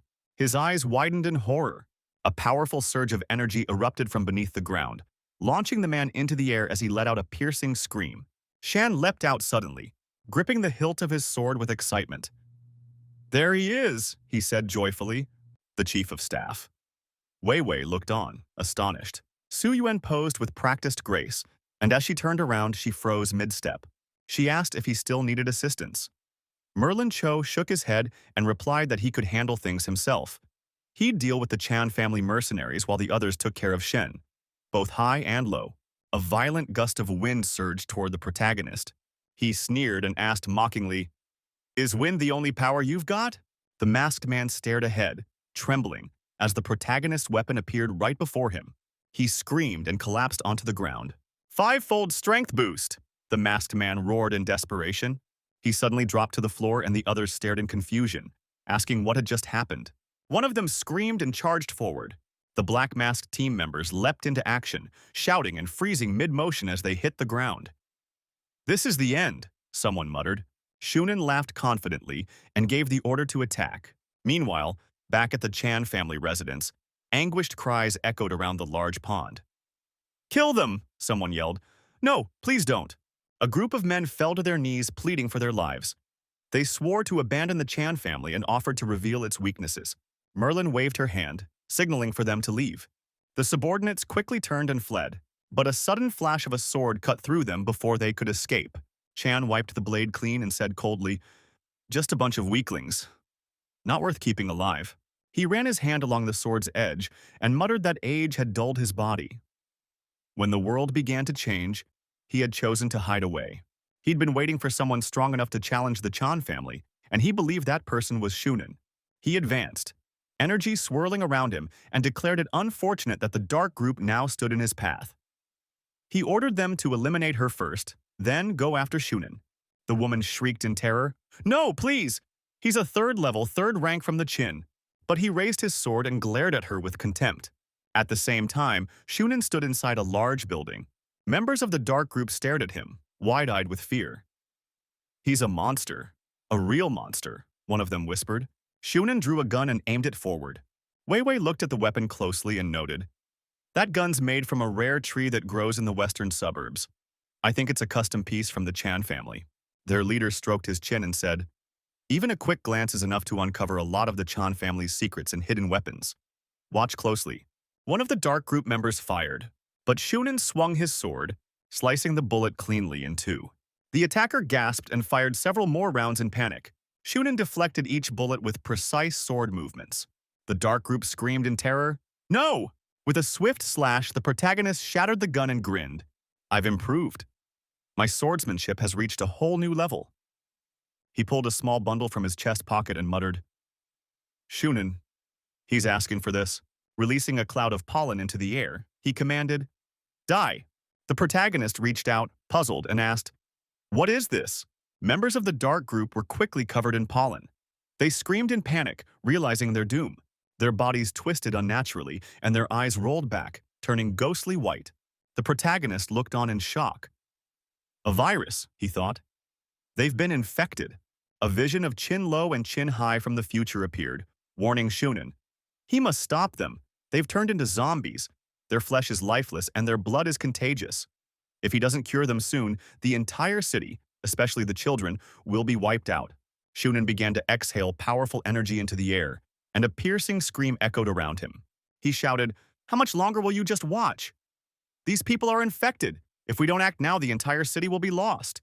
The boss responded grimly, "He's right. If we don't intervene." The team launched into action, leaping down with arms stretched behind them. The military burst into the building, declaring, "We're here. This is beyond a mere feud with the Chan family. If the virus spreads," one soldier added, "the Chan family will be seen as enemies of all mankind." Wei Wei stepped forward, leading her team. Shadows shifted, and the infected began crawling out from the darkness. Wei Wei shouted, "Be careful! The virus spreads through blood contact." As one zombie lunged at her, she struck it with full force. Its body flew backward from the blow. Without hesitation, Wei Wei grabbed a zombie girl and slammed her into the ground, shattering the asphalt beneath her. The team behind her laughed and commented, "She's so fierce, such a show-off, definitely his type." The battle intensified as Wei Wei's team fought to hold back the infected. One of the zombies managed to bite a fighter's arm. Blue veins spread rapidly, and he began turning. The man screamed, "This is a nightmare." A girl nearby shrieked, "No! He's infected now." Shunin swung his sword through the air, cutting down zombies as he yelled, "Everyone, stay alert. One drop of blood, and you'll become one of them." Energy threads wrapped around the men's bodies. Wei Wei charged ahead, striking at the infected dark group members. Zombie bodies crumpled to the ground. Mr. Chu Dong, a respected member of the Chu family, approached the scene. "Ordinary attacks aren't enough," he said grimly. "Too many mercenaries have already been infected. This situation is dire." Shunin froze in realization. "Right. How could I forget?" he thought. "I might still have a way to win this." He raised two fingers and focused. The fire of Mount Wan. Activate. Flames engulfed the zombies' bodies. The protagonists smiled as they dissolved in the fire. One of the onlookers gasped, amazed. "This guy doesn't just have fire powers. He controls them better than anyone. Who knows what else he's hiding?" Wei Wei shouted in frustration, "Is he trying to burn me alive too?" Shunin looked at her and responded dryly, "Someone stood around doing nothing all day. Setting fire to your clothes is fair compensation." Wei Wei turned away angrily, shouting his name in irritation. Half an hour later, the blaze had begun to fade. Shunin and Wei Wei stood beside the scene. As he turned to leave, she asked, "Where are you going?" He answered, "To check if that old man from the Chen family is really dead. I want to confirm it myself. Stay here for now."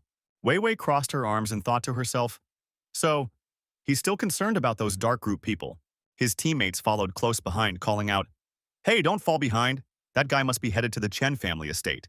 A short time later, at the Chen family residence, Su Yuan lay collapsed near the steps, breathing heavily, and Merlin was beside her on the ground. Her chest rose and fell rapidly as she struggled to breathe. Chen Long raised his sword and sneered, "The dark group is in disarray. Let them train better in their next life." A surge of energy burst from him, shaking the space around them. "Is this how it ends?" he thought. Merlin closed her eyes. A tear slipped down her cheek. "I don't want to die like this," she thought. But strangely, there was no pain. She stood still, eyes shut, wondering, am I dead? Or is this just a dream? Slowly, Merlin Cho opened her eyes, and the protagonist stood before her. He asked playfully, shouldn't you pinch yourself to make sure this isn't a dream? Nearby, Chin Lo and Hai declared with bold defiance that he didn't fear the protagonist's blade. He grinned and added, I didn't spend all this time watching you for nothing. The protagonist chuckled. So, you've studied me more thoroughly than my own mother. Chin Lo and Hai laughed heartily. I know a great deal. Even at your young age, you've achieved so much in such little time. From a raw talent to someone at the third strength level. That's no small feat. Merlin gasped in disbelief. Wait, he's third level? Her jaw dropped slightly. Wei Wei's team peeked from behind a door. Seriously? Shunan is at third level? That's real power. The protagonist smiled confidently. He knows quite a bit, doesn't he?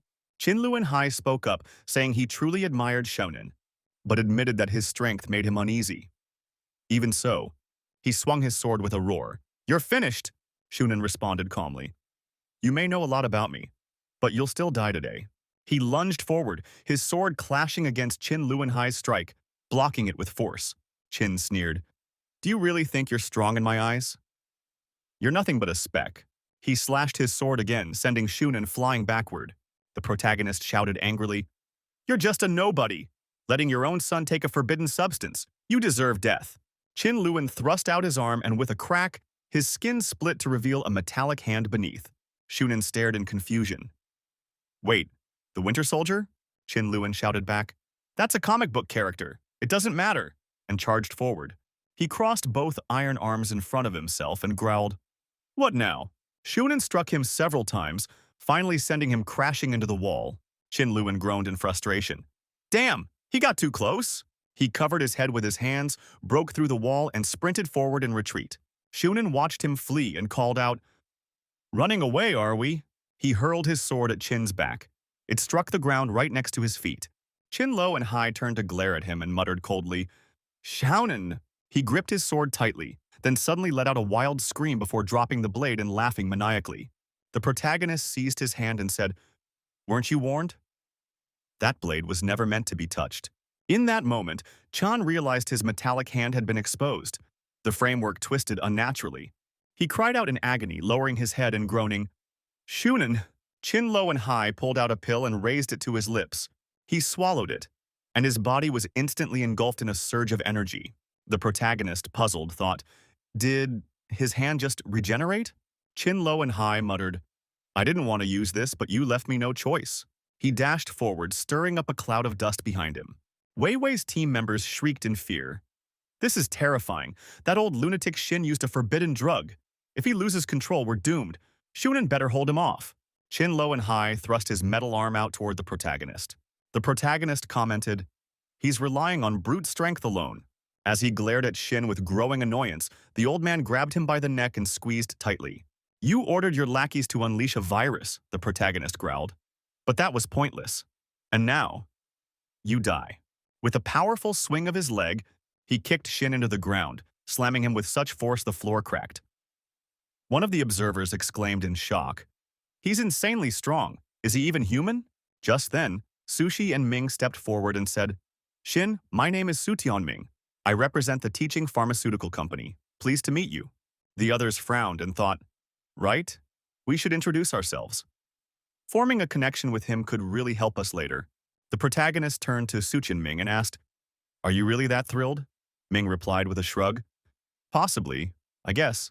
At that moment, Chu Dongwan stepped forward and said, Mr. Shin, allow me to introduce someone. This is Chu Yoshi's father, Chu Donghua. The protagonist turned, pleasantly surprised. Ah, hello, Uncle Chu.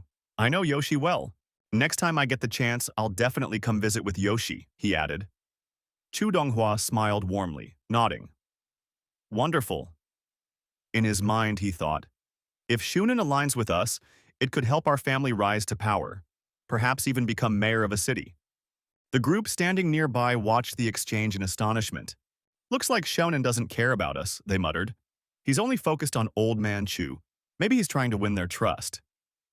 Chu Donghua turned back and asked, Could Shin's power surpass even theirs? Is he strong enough to become mayor himself? Malenko approached the protagonist and called out, Shunin. He turned and asked, Are you here to thank me? It's nothing, really, just mutual cooperation. At first, I didn't think it would work out, but since you agreed to help, I felt it was right to return the favor. Mulingsho nodded and said, Thank you. If you ever need anything, Shunin interrupted, maybe. You'd rather join forces. His assistant from the future thought approvingly, Not bad. About time they united. Mulingsho raised her hand to her forehead and said, As long as you can guarantee I won't be hunted by the dark group, I'll join your team. The protagonist replied, No problem. Su Yuan then spoke up, Mr. Shin, can we end this together? Shunin nodded. Sure. I respect your decision and hope you won't regret joining me. He looked over at Mulingsho. And you? She paused in silence, then looked him in the eyes and said, Okay, I'll go with you. Still, the dark group wouldn't just let him be. When the time comes, Shonen, she'll need your protection. The protagonist answered confidently, Of course. She won't regret choosing to come with me. 3 days later, Malenko said, Boss, here's the information regarding the Chan family's inheritance. Let her review it. Everything's in your hands now. The protagonist turned to her and said, Handle it yourself. If needed, ask Wang Ming for assistance. I have to visit the abandoned Chan family residence. We'll meet again later. Muling huffed. What am I, your secretary? She shouted in frustration. So annoying.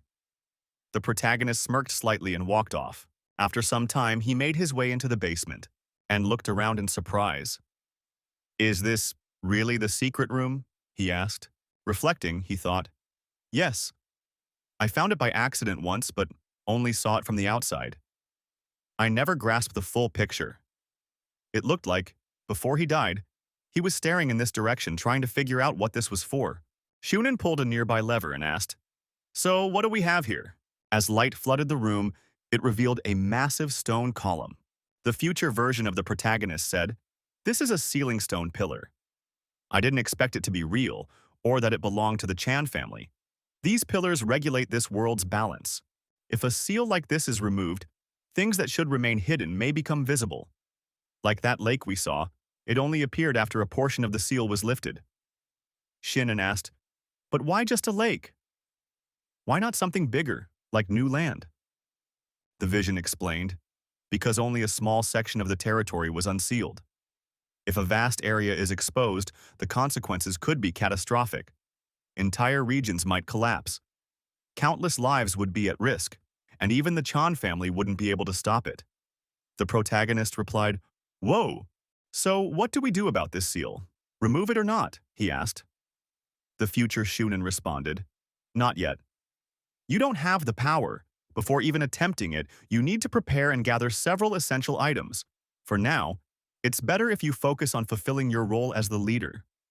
The protagonist sighed, Ugh, so exhausting. A little later, he asked, Why are you here? Melina Cho gestured to her side and said, This gentleman claimed the matter was urgent, so I brought him. Su Qianming smiled politely and said, Mr. Shin, a pleasure to meet you. My name is Sushant. I represent the teaching pharmaceutical company.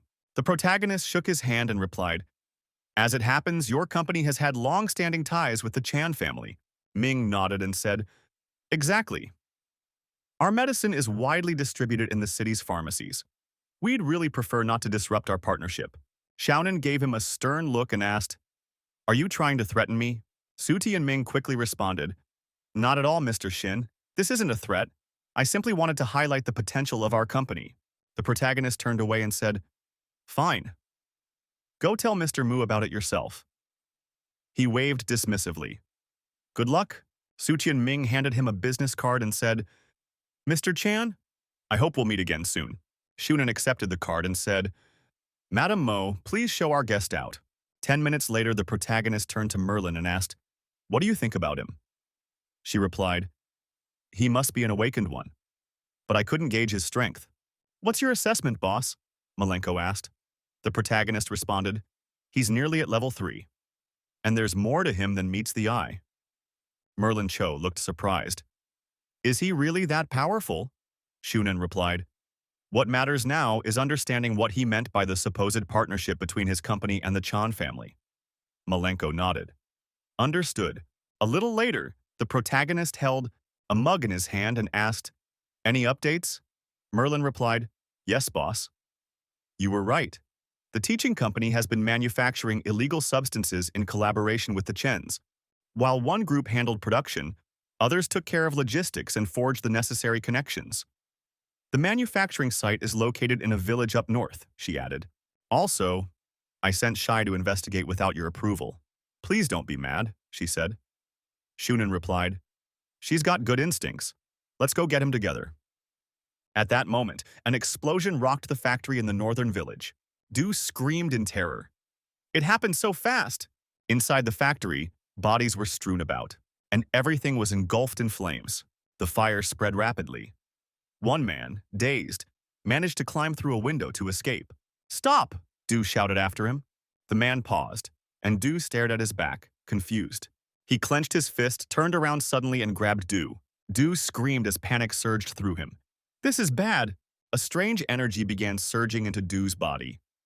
He placed his palm on the man's chest, trying to resist. The man flung him away with a violent motion. Du crashed to the ground, bloodied and shaken. He can't be stronger than Xiaonan, he thought. I just need to buy time until they arrive. Drawing a knife, he rushed toward the attacker. Du leapt up, shouting, "He won't get away!" The man turned around coldly. "Then let him die." Just then, a car screeched to a halt nearby. The protagonist ordered, "Stay outside. Don't approach anyone without my command." He stepped into the burning factory and activated absorption. As energies around him swirled, the flames began to recede. Within moments, the fire was completely extinguished. Muling Cho watched in stunned silence. He put it out in an instant. "How?" As the protagonist approached her, he handed her a napkin and pointed ahead. "Look, they're on the move." She asked, startled. "What is this?" Shunan replied, "I found this powder in the ashes. I'm not sure what it's made of yet, but I'm taking it back for analysis." He sniffed it. "It might be the same drug." Muling turned to him and said, "Du might know more about this. We should let him take a look. Send someone to find him." The protagonist extended his senses. "I'm detecting second-level awakened energy nearby. He's probably close. Find Du. He might be in serious danger." She turned pale and sprinted forward in alarm. "He's over here!" she cried. Du was lying in the bushes, blood dribbling from the corner of his mouth. Shunan knelt beside him. "He's badly injured, but he's still breathing." Du opened his eyes weakly. "Boss, I held them off. But in the end, I failed. Please don't be mad." The protagonist gently replied, "It's all right. But first, we need to heal you. Tell me, what did the attacker look like?" Du replied weakly, "He wore black clothing and a scarf. His abilities." Shunan gently placed his hand on Du's face. Du flinched, his voice trembling. "Boss!" Malenko turned away, visibly shaken inside. Suddenly, a voice called out, "Thank you, boss." Muling turned around, surprised and questioning. The protagonist said calmly, "Try not to speak too much. His internal organs are damaged. I'll stabilize him for now, and we'll talk more once we're home." Tears welled up in Du's eyes. He pursed his lips, thinking back to when he worked for the Dark Group. Failure meant execution. Yet Chief Shunan hadn't punished him. Instead, he was healing him. Muling smiled and walked over to join them. The protagonist said firmly, "We must identify who that was, urgently. Madam Wu, we need to keep a close watch on the pharmaceutical company, especially on Su Ming. Tell her to stay alert." Muling responded, "Understood." Elsewhere, a man in a black hood approached a remote mountain house. Removing his mask, he said, "Boss." The man revealed himself to be Su Yuan. "The mission is complete," he reported. A figure concealed in the shadows replied coolly, "You took too long." "What held you up?" Su Yuan explained, "Boss, I ran into Du Shi. I didn't use my powers, so he didn't recognize me." The shadowed man said, "Du Shi? I wasn't expecting that." "All right, stand down for now. We'll need to lay low." Su Yan nodded. "Yes, sir." The man pulled out a phone and walked deeper into the shadows. He casually tossed the phone aside, where it immediately exploded. Then, he exited the house, and moments later, the house itself erupted in a blast. At that moment, Su Ming was watching a screen, on his phone, and smiled. 3 days later, in the house across from the protagonists, Wei Wei was seated and asked, You want to gather everyone here? She crossed her legs and went quiet, pensive. Shunan folded his arms and smiled faintly. I only need information. If they have what I'm looking for, great. Then we won't waste time. Wei Wei clicked her tongue, then asked skeptically, do you really think it'll be that easy?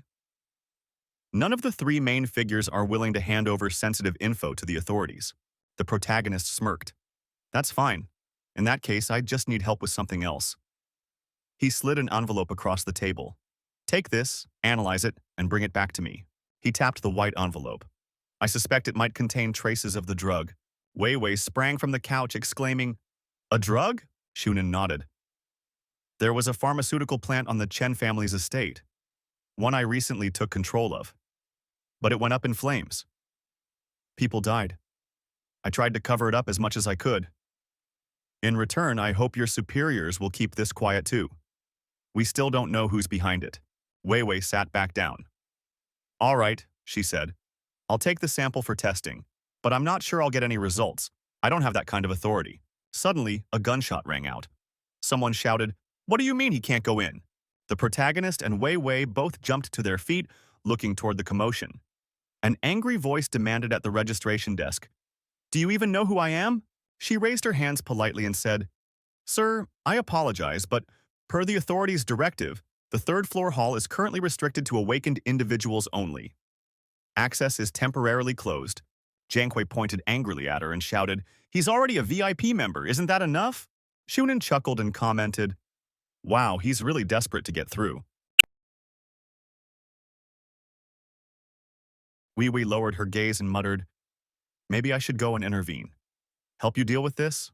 The protagonist gave her a playful wink and replied, no, it's better this way. That guy's held a grudge against me ever since our college days.